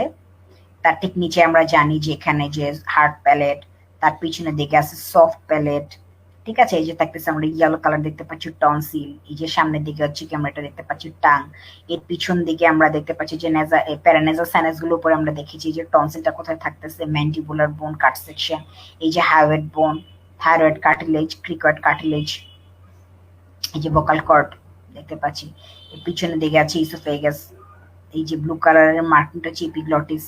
So hard palate soft palate মিলে নাসোফ্যারিংস, ওরোফ্যারিংস এর যে টাঙের পোর্শনটা, আর ল্যারিঞ্জোফ্যারিংস হচ্ছে এপিগ্লটিস ভোকাল কর্ড। এটাকে আমাদেরকে একটা করোনাল সেকশনে এইভাবেই দিবে। আচ্ছা, হাইপোফ্যারিংসটা হচ্ছে superior border of the hypopharynx is at the level of the laryngeal inlet. So আমরা সবাই ল্যারিঞ্জিয়াল ইনলেট যদি দেখি, এই যে ল্যারিংসের এই যে নিচের দিকে হচ্ছে ল্যারিংস, ঠিক আছে। ল্যারিঞ্জিয়াল ইনলেট যেটা আছে সেইখানে যদি আমরা দেখি যে superior border of the hypopharynx is at the level of the laryngeal inlet. Pharynx and larynx, laryngeal ইনলেটের যেটা বর্ডার, ইনফিরিয়র বর্ডার আমরা বলেছি C6 এ শেষ হয়, at the level of the cricoid cartilage continue করেছে ইসোফেগাসে। তিনটে এরিয়াতে ভাগ করা থাকে, right and left piriform fossa, posterior pharyngeal wall and the post cricoid region. এবং এখানে স্কোয়ামাস সেল কার্সিনোমা হয়। আচ্ছা, মাল্টিফেসেটেড কমপ্লিট প্রসেস অফ সোয়ালোইং প্রসেসটা খুব ইম্পর্টেন্ট। অনেক সময় দেখা যায় আমাদের কোশ্চেনে আসে। আমরা জানি যে ওরাল, ফ্যারিঞ্জিয়াল, ইসোফেজিয়াল ফেজ থাকে এবং বিভিন্ন ফেজে বিভিন্ন রকম নার্ভ কাজ করে এবং এই যে সোয়ালোইং এফেক্টের জন্য যে নার্ভগুলা দায়ী সেগুলা বের হয়েছে মেডুলা অবলঙ্গাটা থেকে। সো মেডুলা অবলঙ্গাটা আমরা দাগাবো এবং কি কি নার্ভ থাকে, second division of the trigeminal nerve, glossopharyngeal nerve, vagus nerve, efferent pathwayটা আসে নিউক্লিয়াস অ্যাম্বিগাস থেকে, mediated by the glossopharyngeal, vagus and hypoglossal nerve. নার্ভে যদি ড্যামেজ হয় ট্রমা ডিজিজে ডিসফ্যাজিয়া হতে পারে। যদি কোনো ডিসফ্যাজিয়ার কজ হয় তখন আমাদের নার্ভের পালস আছে কিনা সেটা দেখতে হবে। ভিডিও ফ্লুরোস্কোপি করা হয়, bolus of radiopaque food, different texture from point which enters the oral cavity down to its passage, swallowing dysfunction আছে কিনা দেখার জন্য। সো আমরা কি কি মাসেল আছে সেটা আমরা দেখে ফেলেছি। সো ফ্যারিংসের তিনটা ভাগ আমরা জানি, বেস অফ দ্য স্কাল থেকে at the level of the cricoid cartilage, cervical 6 level, এটা শেষ হয়ে যায়, এটা তিনটা part, nasopharynx, oropharynx and hypopharynx. Nasopharynx হচ্ছে নেজাল ক্যাভিটির পিছনের যে অংশটা সেটা, তারপরে আমরা পাচ্ছি ওরোফ্যারিংস এবং হাইপোফ্যারিংস যেটা হচ্ছে গিয়ে আপার, এটা এটা এন্ড পয়েন্টটা হচ্ছে আমি বলেছি আপনাদেরকে যে hypopharynx is the superior borderটা হচ্ছে level of the laryngeal inlet, inferior borderটা lower border of the cricoid cartilage continues as the esophagus. Next হচ্ছে আমাদের pharynx এর হচ্ছে কিছু প্যারাফ্যারিঞ্জিয়াল স্পেস থাকে, সেই প্যারাফ্যারিঞ্জিয়াল স্পেস গুলো কি বেস অফ দ্য স্কালেট থাকে। আচ্ছা, ডিভাইড করে প্রিস্টালয়েড স্পেস থাকে, deep lobe of parotid gland, blood vessel, lymph node and fatty tissue. আরেকটা থাকে poststyloid space known as carotid space, contain করে ক্র্যানিয়াল নার্ভ, এই যে 9 থেকে 12, carotid artery, internal jugular vein, deep cervical lymph node and cervical sympathetic tract. So parapharyngeal স্পেসে তিনটা ভাগ থাকে, একটা হচ্ছে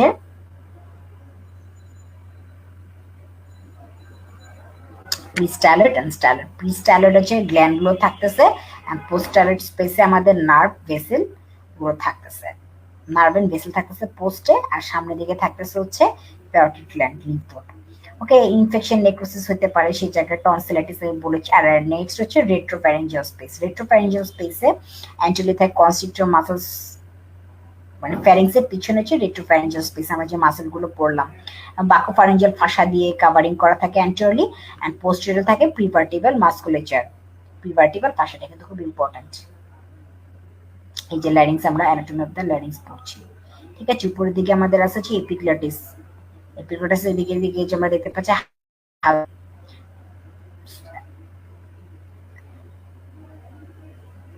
রেট্রোফ্যারিঞ্জিয়াল স্পেস, ফ্যারিংসের পিছনের স্পেস, সামনের দিকে ফ্যারিঞ্জিয়াল যে পিছনের স্পেস সেটার অ্যান্টেরিয়রলি থাকতেছে হচ্ছে কনস্ট্রিক্টর মাসল গুলো থাকে, কাভার্ড আপ করা থাকে হচ্ছে বাকোফ্যারিঞ্জিয়াল ফাসা, পোস্টাল থাকে প্রিভার্টিবল ফাসা। তো ভার্টিবার সামনে, ফ্যারিংসের পিছনে যে স্পেসটা সেটাকে আমরা রেট্রোফ্যারিঞ্জিয়াল স্পেস বলতেছি। এই যে আমরা যদি এই ছবিটা দেখি, এই যে ভার্টিবার কলাম, এই যে ফ্যারিংস, এটি পিছনে যে স্পেসটা আছে সেটাকে আমরা বলবো হচ্ছে রেট্রোফ্যারিঞ্জিয়াল স্পেস। এই যে চিকন যে পোর্শনটা ব্লু কালার, তার সামনের দিকে হালকা রেড কালার যেটা রেট্রোফ্যারিঞ্জিয়াল স্পেস।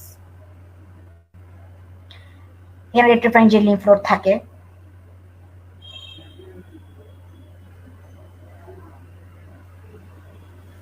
ঠিক আছে।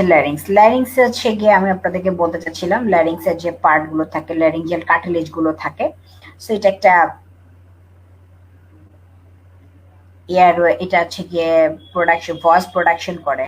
আমরা জানি যে ল্যারিংস হচ্ছে ভয়েস প্রোডাকশন করে আর প্রোটেকশন করে ট্র্যাকিওব্রঙ্কিয়াল এয়ারওয়ে এন্ড লাংকে, এখানে হিউমিডিফিকেশন হয়, ঠিক আছে। ল্যারিংস এর হচ্ছে কার্টিলেজিনাস ফ্রেমওয়ার্ক, ক্রিকয়েড কার্টিলেজ থাকে, only complete ring in the entire airway bound the subglottis, which is the narrowest point of the airway in children. So airway of the children এর সবচেয়ে narrowest point হচ্ছে সাবগ্লটিস।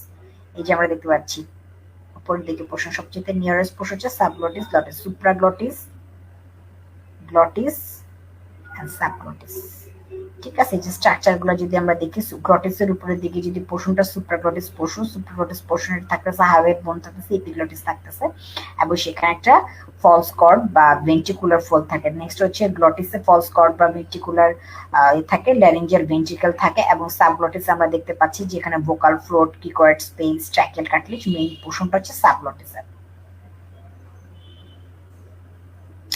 এই যে most common site for damage of ET tube, আমরা যখন endotracheal tube দেই পেশেন্টদের, সেখানে সবচাইতে বেশি ড্যামেজড পোর্শনটা হইতে পারে, ড্যামেজটা হয় এই ক্রিকয়েড কার্টিলেজটাই বেশি ড্যামেজড হয়। আচ্ছা,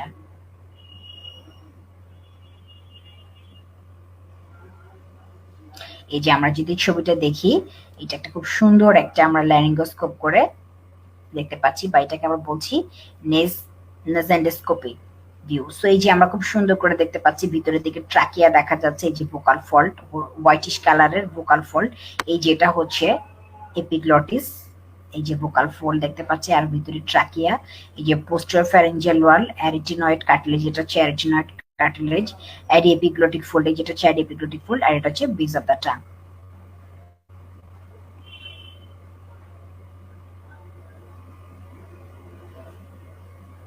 যেমন বললাম হোয়াইট কন্ট্রাস্ট প্রিমিউকোসা।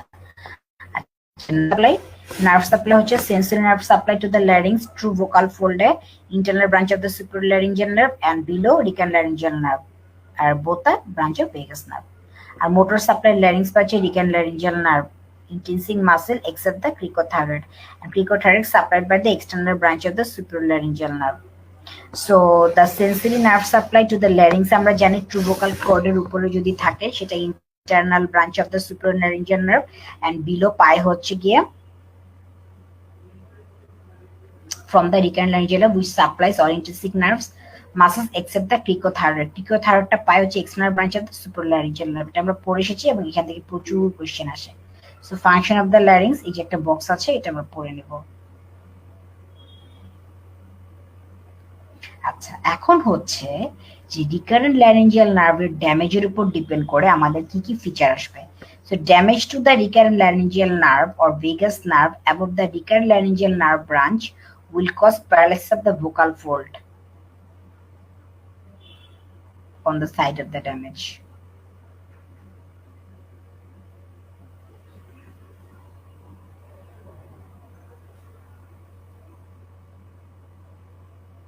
আবার superior laryngeal nerve and recurrent laryngeal নার্ভে কিন্তু অ্যানাস্টোমোসিস থাকতে পারে।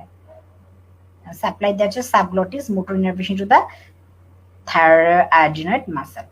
নেক্সট হচ্ছে phonation and speech. Phonation and স্পিচের ক্ষেত্রে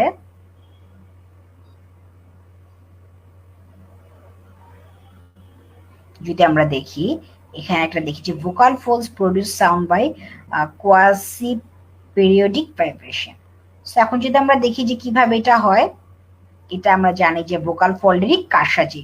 ভোকাল ফোল্ড বন্ধ হবে, খুলবে, অ্যাবডাকশন অ্যাডাকশন হবে, সেখানে কতগুলো মাসেল আছে, সে মাসেল গুলার একটা পুলিং হবে বা কোনো ক্ষেত্রে কন্ট্রাকশন হবে, সেক্ষেত্রে ফোনেশনটা তৈরি হবে। সো এই লাইনটা আমরা যদি দেখি যে larynx functions by closing the vocal fold against the air being exhaled from the lung, এবং তখন কি সাবগ্লটিক প্রেশারটা বেড়ে যায়।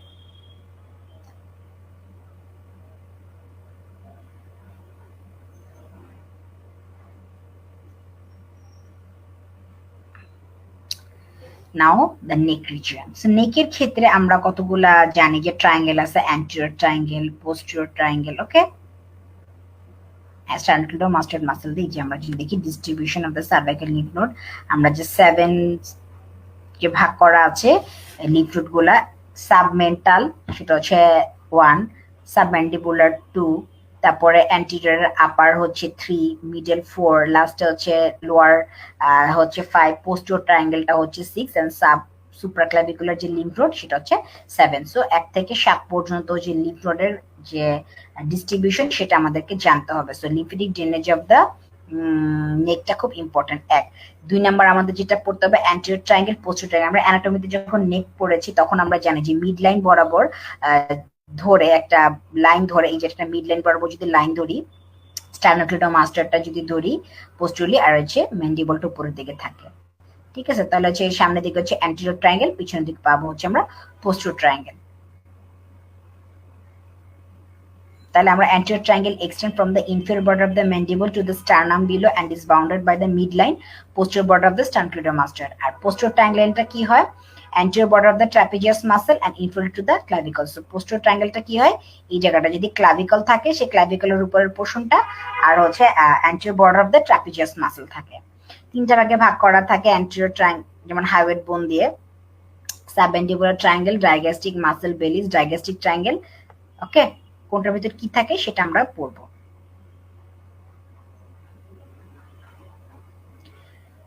এই যে আমরা বলে ফেললাম যে নার্ভ, আবারও যদি আমি বলে দেই যে লিম্ফ নোডের লেভেল সাবমেন্টাল 1, সাবমেন্ডিবুলার 2, অ্যান্টিরিয়র নেকে যে লিম্ফ নোড যেটা স্ট্যান্ডক্লিডোমাস্টয়েডের আপার থাকে সেটা হচ্ছে 3, মিডলে 4, লোয়ারে 5, পোস্টেরিয়র ট্রায়াঙ্গেলের গুলোকে আমরা 6 বলবো, আর 7 বলবো হচ্ছে সুপ্রাক্লাভিকুলার লিম্ফ নোডটাকে। ঠিক আছে,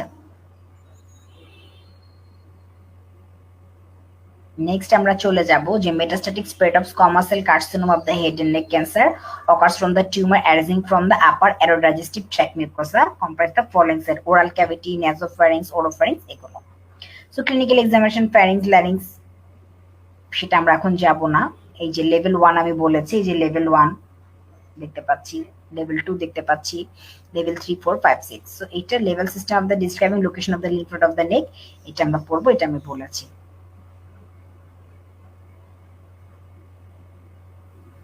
এই যে এই বক্সটা আমরা পড়ে নিব, কি points of history and examination 52.2। Investigation কি করব? প্লেন ল্যাটারাল রেডিওগ্রাফ করতে পারি, ব্যারিয়াম সোয়ালো করতে পারি, ভিডিও ফ্লুরোস্কোপি করতে পারি। ঠিক আছে, সিটি এন্ড এমআরআই এক্সামিনেশন নাম পড়লাম। তারপর হচ্ছে আমরা ভেসেল দেখার জন্য এনজিওগ্রাফি করতে পারি, লাইনেঙ্গোস্কোপি করতে পারি, ফ্যারিঙ্গোস্কোপি করতে পারি। সো এই বক্সটা আমরা পড়বো 52.3, disease of the pharynx. So ফ্যারিংসে কি কি ডিজিজ হতে পারে? নেজোফ্যারিংসে আমরা জানি ছোট বাচ্চাদের কমন একটা হয় এনলার্জ অ্যাডেনয়েড, এটা একটা commonest sign of enlarge adenoid, nasopharyngeal adenoid. ঠিক আছে, এটা আমরা পড়লেই রিডিং পড়বো, এখানে খুব বেশি লাগবে না। আচ্ছা, আর আমরা জানি ট্রিটমেন্ট অ্যাডেনয়েডেক্টমি করা হয়। তারপর একটা খুব কমন জিনিস হয় obstructive sleep apnoea, children important হয়, sleep deprivation and secondary cardiac complication করতে পারে, এবং এটা commonest cause of sudden infant death syndrome. আচ্ছা, নেক্সট আমরা চলে যাব হচ্ছে টিউমার কি কি হতে পারে। বিনেন টিউমার হতে পারে, অ্যাঞ্জিওফাইব্রোমা, ফাইব্রোমা হতে পারে, অ্যান্ট্রোকোয়ানাল পলিপ হতে পারে। অ্যাঞ্জিওফাইব্রোমাটা কি? 8 থেকে 20 বছরের হয়, প্রোগ্রেসিভ নেজাল অবস্ট্রাকশনে পুলের ন্যারোনিয়া হয়। আমরা রিডিং পড়বো, এটা খুব বেশি কিছু লাগবে না। অ্যান্ট্রোকোয়ানাল পলিপ আমাদের লাগবে না। সো এইটা আমরা একটা নেজোফ্যারিঞ্জিয়াল কার্সিনোমাটা খুব ইম্পর্টেন্ট, আমরা জানি যে এপস্টাইন-বার ভাইরাস দিয়ে নেজোফ্যারিঞ্জিয়াল কার্সিনোমাটা হয়। ম্যালিগনেন্টের মধ্যে সবচেয়ে কমন হচ্ছে নেজোফ্যারিঞ্জিয়াল কার্সিনোমা, জিওগ্রাফিক্যালি ভ্যারিয়েন্ট আছে। ঠিক আছে, কাদের বেশি হয়? যারা টোবাকো স্মোকিং করে, এপস্টাইন-বার ভাইরাস দিয়ে হয়, চকলেট ফিশ পায়, এগুলো। এটা আমরা একটু পড়ে নিব, নেজোফ্যারিঞ্জিয়াল কার্সিনোমাটার মরফোলজি কি হয়, কি হইতে পারে সেটা দাগাই নিব। এই যে আমি দাগিয়ে দিয়েছি সেটা। নেক্সট হচ্ছে বক্সে চলে যাব 52.5। ইমেজিং কি করতে পারি? এমআরআই, সিটি, পেট স্টিচিং। নেক্সট হচ্ছে ওরোফ্যারিংস। ওরোফ্যারিংসে আমরা জানি যে টনসিল গুলো থাকে। সো অ্যাকিউট টনসিলাইটিস, টনসিলাইটিস নিয়ে অনেক সময় শর্ট কোশ্চেন চলে আসে। অ্যান্টিবায়োটিক গুলো কি? ভাইরাল মেনলি হয়, এছাড়া কি কি হইতে পারে? মনোনিউক্লিওসিস, গ্ল্যান্ডুলার ফিভার হইতে পারে, ব্যাকটেরিয়াল টনসিলাইটিসের সাথে মিমিক্রি করতে পারে। এক্সামিনেশন ক্ষেত্রে আমরা একটা সোলেন পিয়াডেমেটাস, ইয়েলো হোয়াইট পাস্টিউল থাকতে পারে, ফলে টনসিলাইটিস হতে পারে। ট্রিটমেন্ট আমরা জানি অ্যানালজেসিয়া, প্যারাসিটামল, অ্যান্টিবায়োটিক দিব, আর সব ইয়ে করে। কুইন্সি, আচ্ছা কুইন্সিটা হচ্ছে গিয়ে প্যারাটনসিলার অ্যাবসেসকে আমরা কুইন্সি বলে, এটা খুবই পেইনফুল এবং এটা কিন্তু শর্ট নোট চলে আসে। যারা এমবিবিএস লেভেলে আছেন তারা কিন্তু কুইন্সিকে শর্ট নোট আসে।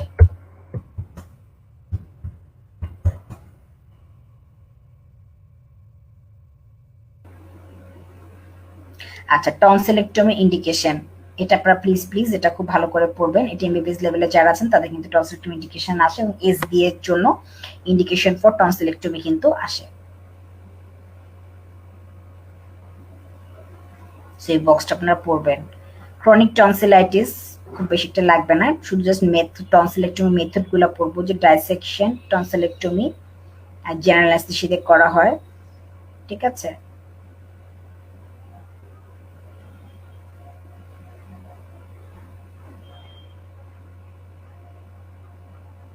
টনসিলেক্টমি পেশেন্টদের পজিশনিং কেমন হয়? আমরা জানি যে টনসিলেক্টমি পেশেন্টদের রিঅ্যাকশনারি হেমোরেজ হতে পারে। এই যে কমপ্লিকেশন কি কি হতে পারে টনসিলেক্টমির পরে, এটা আমরা দাগায় নিব।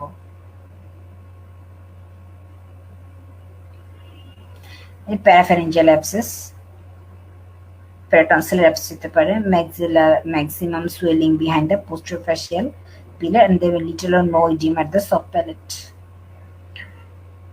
রেট্রোফ্যারিঞ্জিয়াল অ্যাবসেসটা কিন্তু হতে পারে লিম্ফ নোড, মোস্ট কমনলি বাচ্চাদের হয়, 1 বছরের বাচ্চাদের।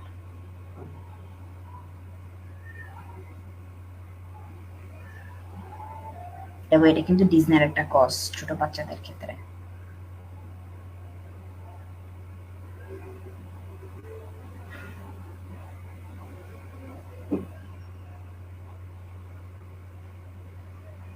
গ্ল্যান্ডুলার ফিভার, ইনফেকশাস মনোনিউক্লিয়াসিস, আমরা জানি যে এপস্টেইন বার ভাইরাস দিয়ে হয়, সাইটোমেগালো ভাইরাস দিয়েও হতে পারে, টক্সোপ্লাজমোসিস দিয়েও হতে পারে। টনসিলটা এফেক্টেড থাকে, টনসিলাইটিস হয়, সাথে সাথে ড্রুলিং অফ স্যালাইভা হয়, এক্সপ্রেশনের রেসপিরেটরি ডিফিকাল্টি থাকতে পারে পেশেন্টদের। টিনেজারদের হয়, ইয়াং অ্যাডাল্টদের হয়। সিরোলজিক্যাল টেস্ট করা হতে পারে, পল বার্নাল টেস্ট করা হয়, এটা আপনারা দাগাই নেবেন। নিচে বেডসের ক্ষেত্রে ক্যান্ডিডা হয়, ওরাল ক্যান্ডিডিয়াসিস হয়, এগুলোটা আপনারা দাগিয়ে নেবেন। নেক্সট হচ্ছে গ্লোবাল সিনড্রোম লাগবে না, ফ্যারেঞ্জিয়াল পাউচ। আচ্ছা, এই ফ্যারেঞ্জিয়াল পাউচটা হচ্ছে কোশ্চেন আসে,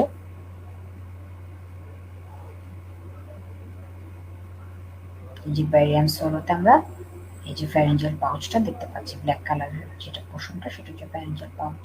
so pharyngeal pouch is a protrusion of mucosa through the Killian's dehiscence weak area in the posterior pharyngeal wall between the oblique fiber of the thyropharyngeus। এলাটা কিন্তু আসে pharyngeal pouch জিনিসটা কি। So pharyngeal পাউচটা হচ্ছে পিছনের দিকে যে muscle যে arrangement গুলো থাকে, আমরা যে প্রথমে কতগুলো মাসেল দেখেছি ফ্যারিংসের মাসেল গুলো, কনস্ট্রিক্টর মাসেল গুলা, পিছনের দিকে যে ডিস্ট্রিবিউশনটা থাকে সেই জায়গার মাসকুলার ডিস্ট্রিবিউশন উইকনেস থাকে, specially fibre of the thyropharyngeus and the transverse fiber of the cricopharyngeus at the lower end of the inferior constrictor muscle। তখন হয় কি, এটা একটা পাউচ লাইক এরিয়া ফর্ম করে। আর আমরা সবাই জানি যে আপার ফিজিওলজিক্যাল স্ফিংটার মেকানিজমটা কি। সেখানে কি হতে পারে, এটা মেনলি 60 ইয়ার্স এর বেশি হয়, মেনদের বেশি, ওমেনদের ক্ষেত্রে একটা ড্রাইভার্টিকুলার এনলার্জমেন্ট হতে পারে। পেশেন্টের মেনলি কি হতে পারে, regurgitation of food after mill. Radiological examination করতে পারে, আমরা বেরিয়াম এনেবা নিতে পারি। ট্রিটমেন্ট হচ্ছে surgery is indicative when the pouch is associated with progressive symptom যদি থাকে। রিডিং পড়ে নিবা, মোটামুটি কোশ্চেন আসতে পারে। নেক্সট কমপ্লিকেশন কি কি হতে পারে, মিডিয়েট স্টেনাইটিস, ফিস্টুলা ফর্মেশন, রিকারেন্ট হতে পারে, নার্ভ পালসে। টিউমার কি হতে পারে, জাস্ট টিউমারের নামটা আমরা দেখব papilloma benign, being the most common টিউমারের মধ্যে। এই যে আমরা স্কোয়ামাস সেল কার্সিনোমা দেখতে পাচ্ছি টিউমারে, ম্যালিগন্যান্টের মধ্যে স্কোয়ামাস সেল কার্সিনোমা শেষ। এবং কি কি অর্গানিজম, হিউম্যান প্যাপিলোমা ভাইরাস, এগুলো আমরা দাগায় নিব। ট্রিটমেন্টটা ডিপেন্ড করে সার্জারি করব নাকি রেডিওথেরাপিতে যাব। Lymphoma of the head neck, so lymphoma of the head neck আমরা জানি কমন হচ্ছে Hodgkin and non Hodgkin's lymphoma, ঠিক আছে। Radiotherapy is the treatment of choice for localised non Hodgkin lymphoma. Hypopharynx, tumours of the hypopharynx, benign টিউমারটা হয়, common benign tumour is fibroma and leiomyoma. Just আমরা নামগুলো মনে রাখবো।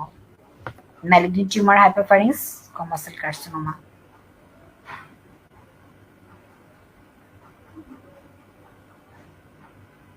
এগুলো আমরা দেখাবো। আয়রন ডেফিসিয়েন্সি এনিমিয়া হবে। আমি এখানে সিটারোপেনিক ডিসফেজিয়া থাকতে পারে।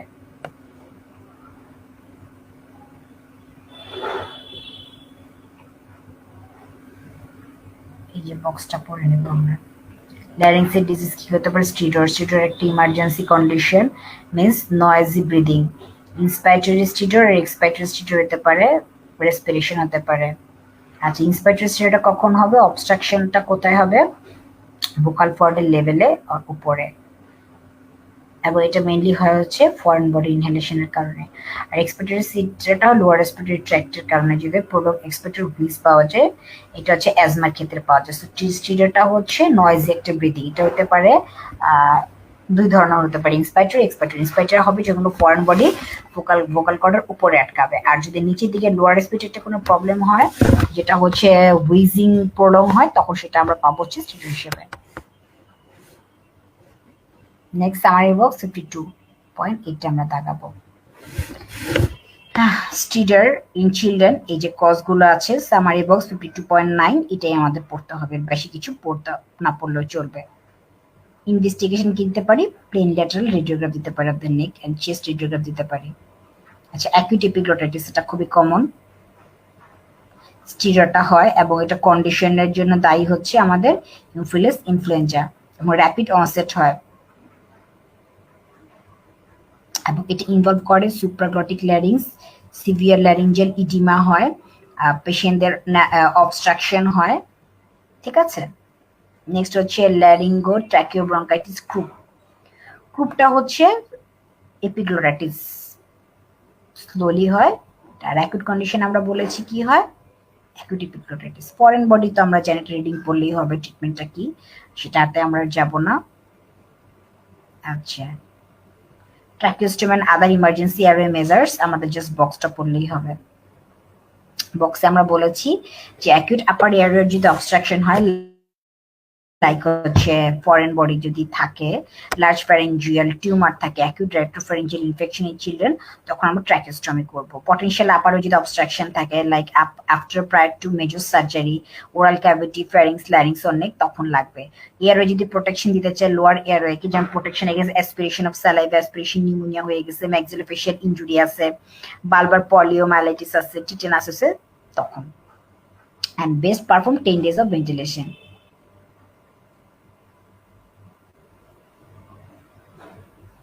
আচ্ছা, ইটি টিউবের ক্ষেত্রে এই জিনিসগুলো মনে রাখতে হবে যে পেশেন্টকে ইন্সপেকশন করব, পালপেশন করব neck to assess the laryngotracheal anatomy in the individual patient. আমরা জানি এক একজনের অ্যানাটমিটা একরকম থাকে, শর্ট নেক থাকে, লং নেক থাকে। সো ইটি টিউব দেওয়ার আগে আমাদের অবশ্যই পেশেন্টের ইন্সপেকশন, পালপেশন করে নিতে হবে, ল্যারিঙ্গোস্কোপ দিয়ে দেখে নিতে হবে, direct laryngoscopy, pulmonary function with অসকালটেশনটাও দেখে নিতে হবে।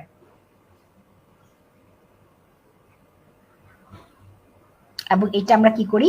একটা ভার্টিক্যাল মিডলাইন ইনসিশন দেই inferior respect of the thyroid cartilage to the suprasternal notch and continue lower down inferior হাইড্রয়েড মাসেল। ঠিক আছে, এই লাইনটা আমরা দাগাবো। ইমার্জেন্সি স্ট্যাকিওস্টমিটাতে কি করি আমরা? ইমার্জেন্সি ক্ষেত্রে আমরা কি করি?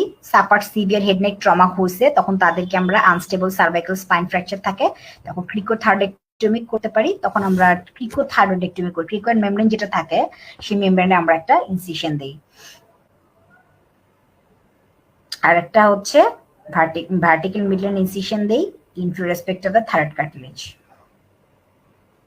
এই যে ইনসিশনটা আমরা ভার্টিক্যাল ইনসিশন দেই, এই যে ভার্টিক্যাল ইনসিশন দেই, ভার্টিক্যাল ইনসিশন ইমার্জেন্সি ট্র্যাকিওস্টমিতে ভার্টিক্যাল ইনসিশন দেই। ইলিজিভ ট্র্যাকিওস্টমির ক্ষেত্রে কমপ্লিট এয়ারওয়ে কন্ট্রোল থাকে, সো এটা আমরা আস্তে আস্তে করতে পারি।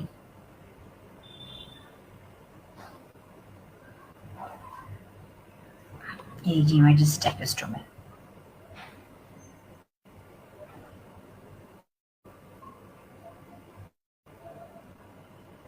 এই যে elective position of the skin incision, elective ট্র্যাকিওস্টমিতে আমরা হরাইজন্টাল ইনসিশন দিচ্ছি। ঠিক আছে, এই যে হরাইজন্টাল ইনসিশন দিয়ে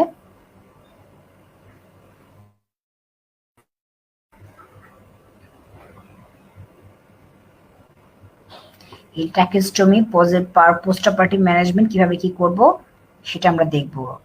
নেক্সট হচ্ছে লাইনটা আমরা দাগিয়ে নিব, all form of tracheostomy and cricothyroidectomy bypass the upper airway and have the following advantage. So এটা কি কি অ্যাডভান্টেজ হতে পারে, যে অ্যানাটমিক্যাল ডেক্সটা আমরা কমা দিতে পারি, ব্রিদিং অফ ওয়ার্কটা যেটা বডিতে আমরা ওয়ার্কলোডটা ছিল সেটা কমিয়ে দিচ্ছি, অ্যালভিওলার ভেন্টিলেশনটা আমরা বাড়াই দিচ্ছি, ঠিক আছে। আর কিছু ডিসঅ্যাডভান্টেজ গুলো আছে। ডিসঅ্যাডভান্টেজ হচ্ছে যে আমরা ইউজুয়ালি এয়ারটা কি হয় যে আমাদের যখন নেজাল এরিয়াতে নিচের দিকে নামতে থাকে, এয়ার পাইপে যখন যায় তখন এটা হিউমিডিফিকেশন হয়, ময়েস্ট হয়, এই জিনিসটা হয় না, ডিরেক্টলি এয়ারটা চলে যাচ্ছে। তারপরে যে আমরা ইটি টিউবটা দিচ্ছি সেটা একটা ক্লিননেস মেনটেন করতে হয়, এবং সেই জায়গায় দেখা যায় যে একটা ফ্রিকশন হওয়ার কারণে স্কোয়ামাস মেটাপ্লাসিয়া হতে পারে, ফরেন বডি চলে আসতে পারে, স্টিমুলেট থাকতে পারে পেশেন্টকে, যদি কোনো সিলিয়া নাই, ঠিক আছে।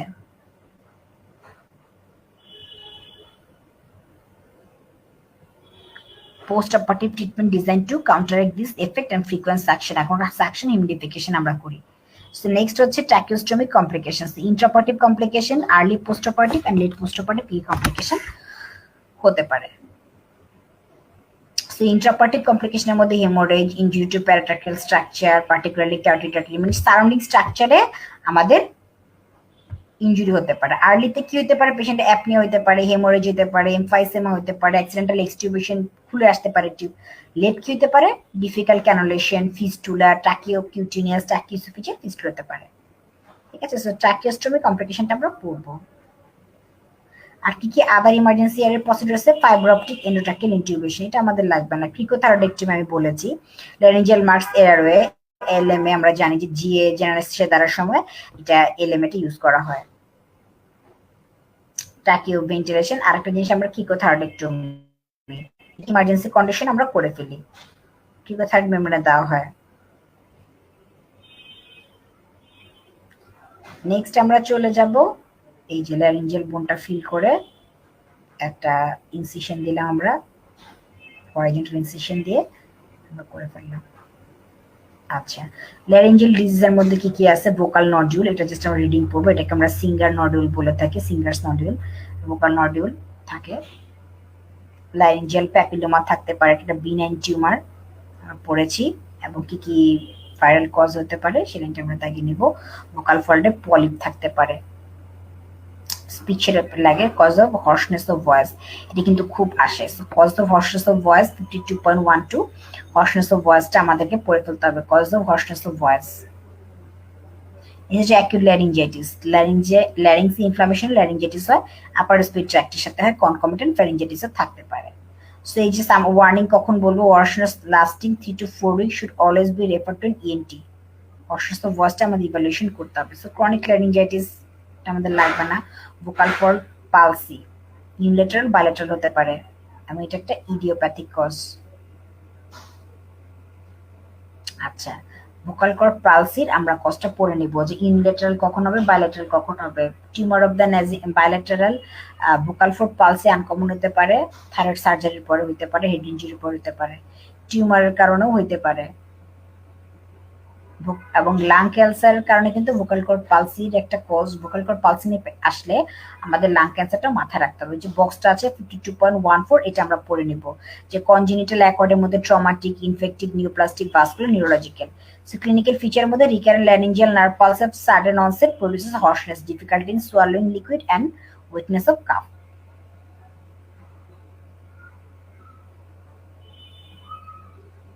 আমরা দেখিয়ে নিব।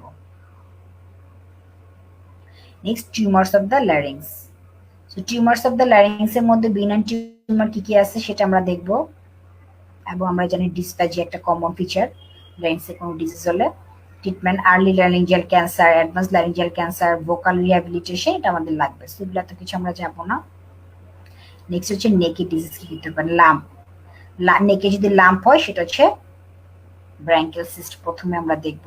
এটা জানি যে vestibular remnant of the second branchial cleft lined by squamous epithelium contain thick turbid fluid. Upper neck রিজিয়নে আমরা যদি এখন কোনো সোয়েলিং দেখি সেটাকে আমরা বলবো, এই যে একটা সোয়েলিং যদি থেকে সেটাকে আমরা বলবো হচ্ছে লাম্প। যদি থাকে সেটাকে ফার্স্ট আমরা মাথায় আনবো রাইট ব্রাঙ্কিয়াল সিস্ট। কারণ ওটা হচ্ছে আমরা জানি যে সেকেন্ড ব্রাঙ্কিয়াল ক্লেপ থেকে ডেভেলপ করে, স্কোয়ামাস এপিথেলিয়াম থেকে contain thick turbid fluid.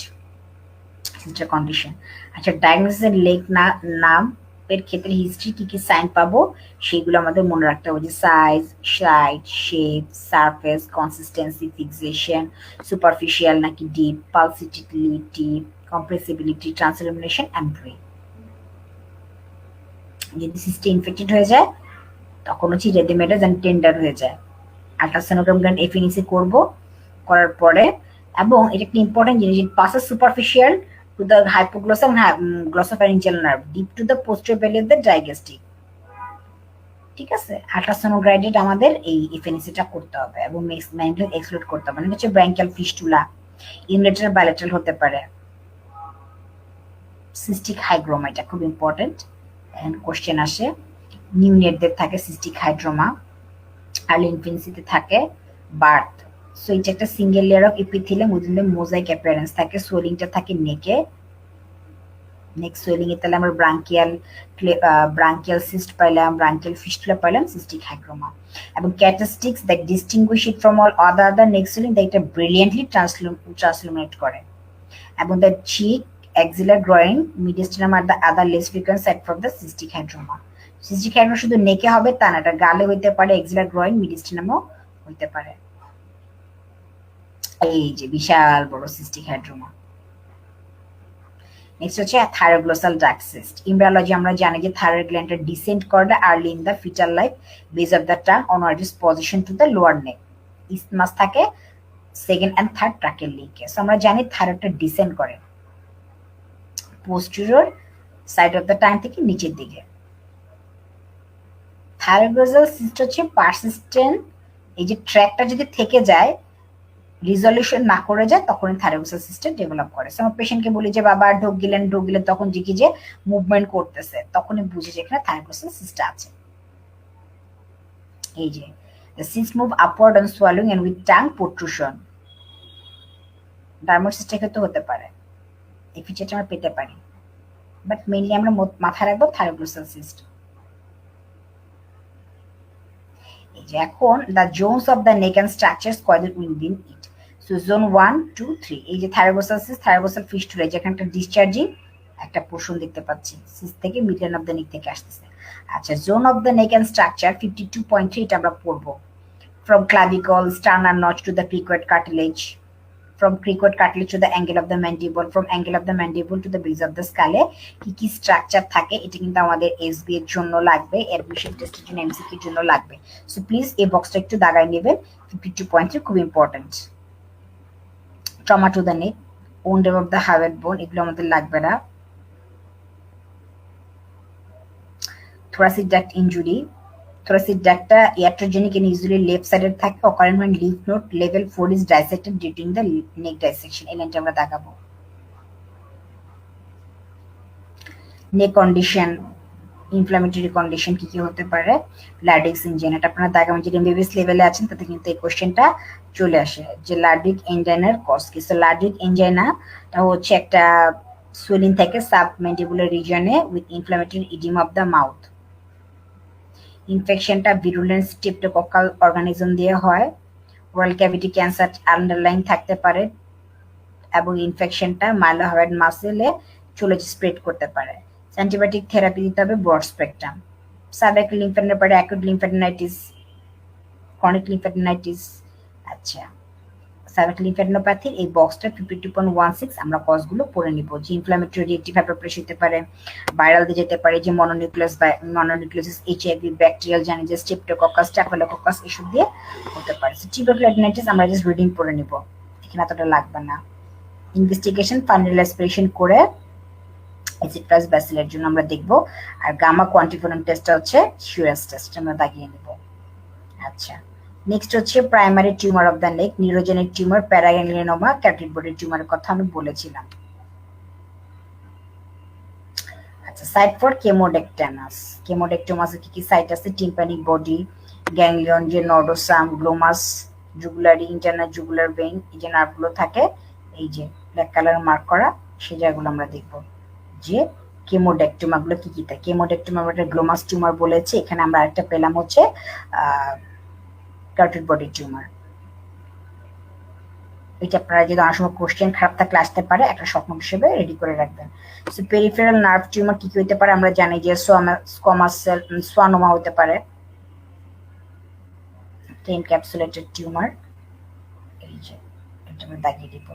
পেগাল body tumour লাগবে না আমাদের, এটা জাস্ট রিডিং করবো ম্যানেজমেন্ট আমরা কি করতে পারি। নেক ডাইসেকশনের ক্লাসিফিকেশন, ক্লাসিক্যাল রিজিয়াল নেক ডাইসেকশন, মডিফাইড নেক ডাইসেকশন, সিলেক্টিভ রেডিক্যাল নেক ডাইসেকশন।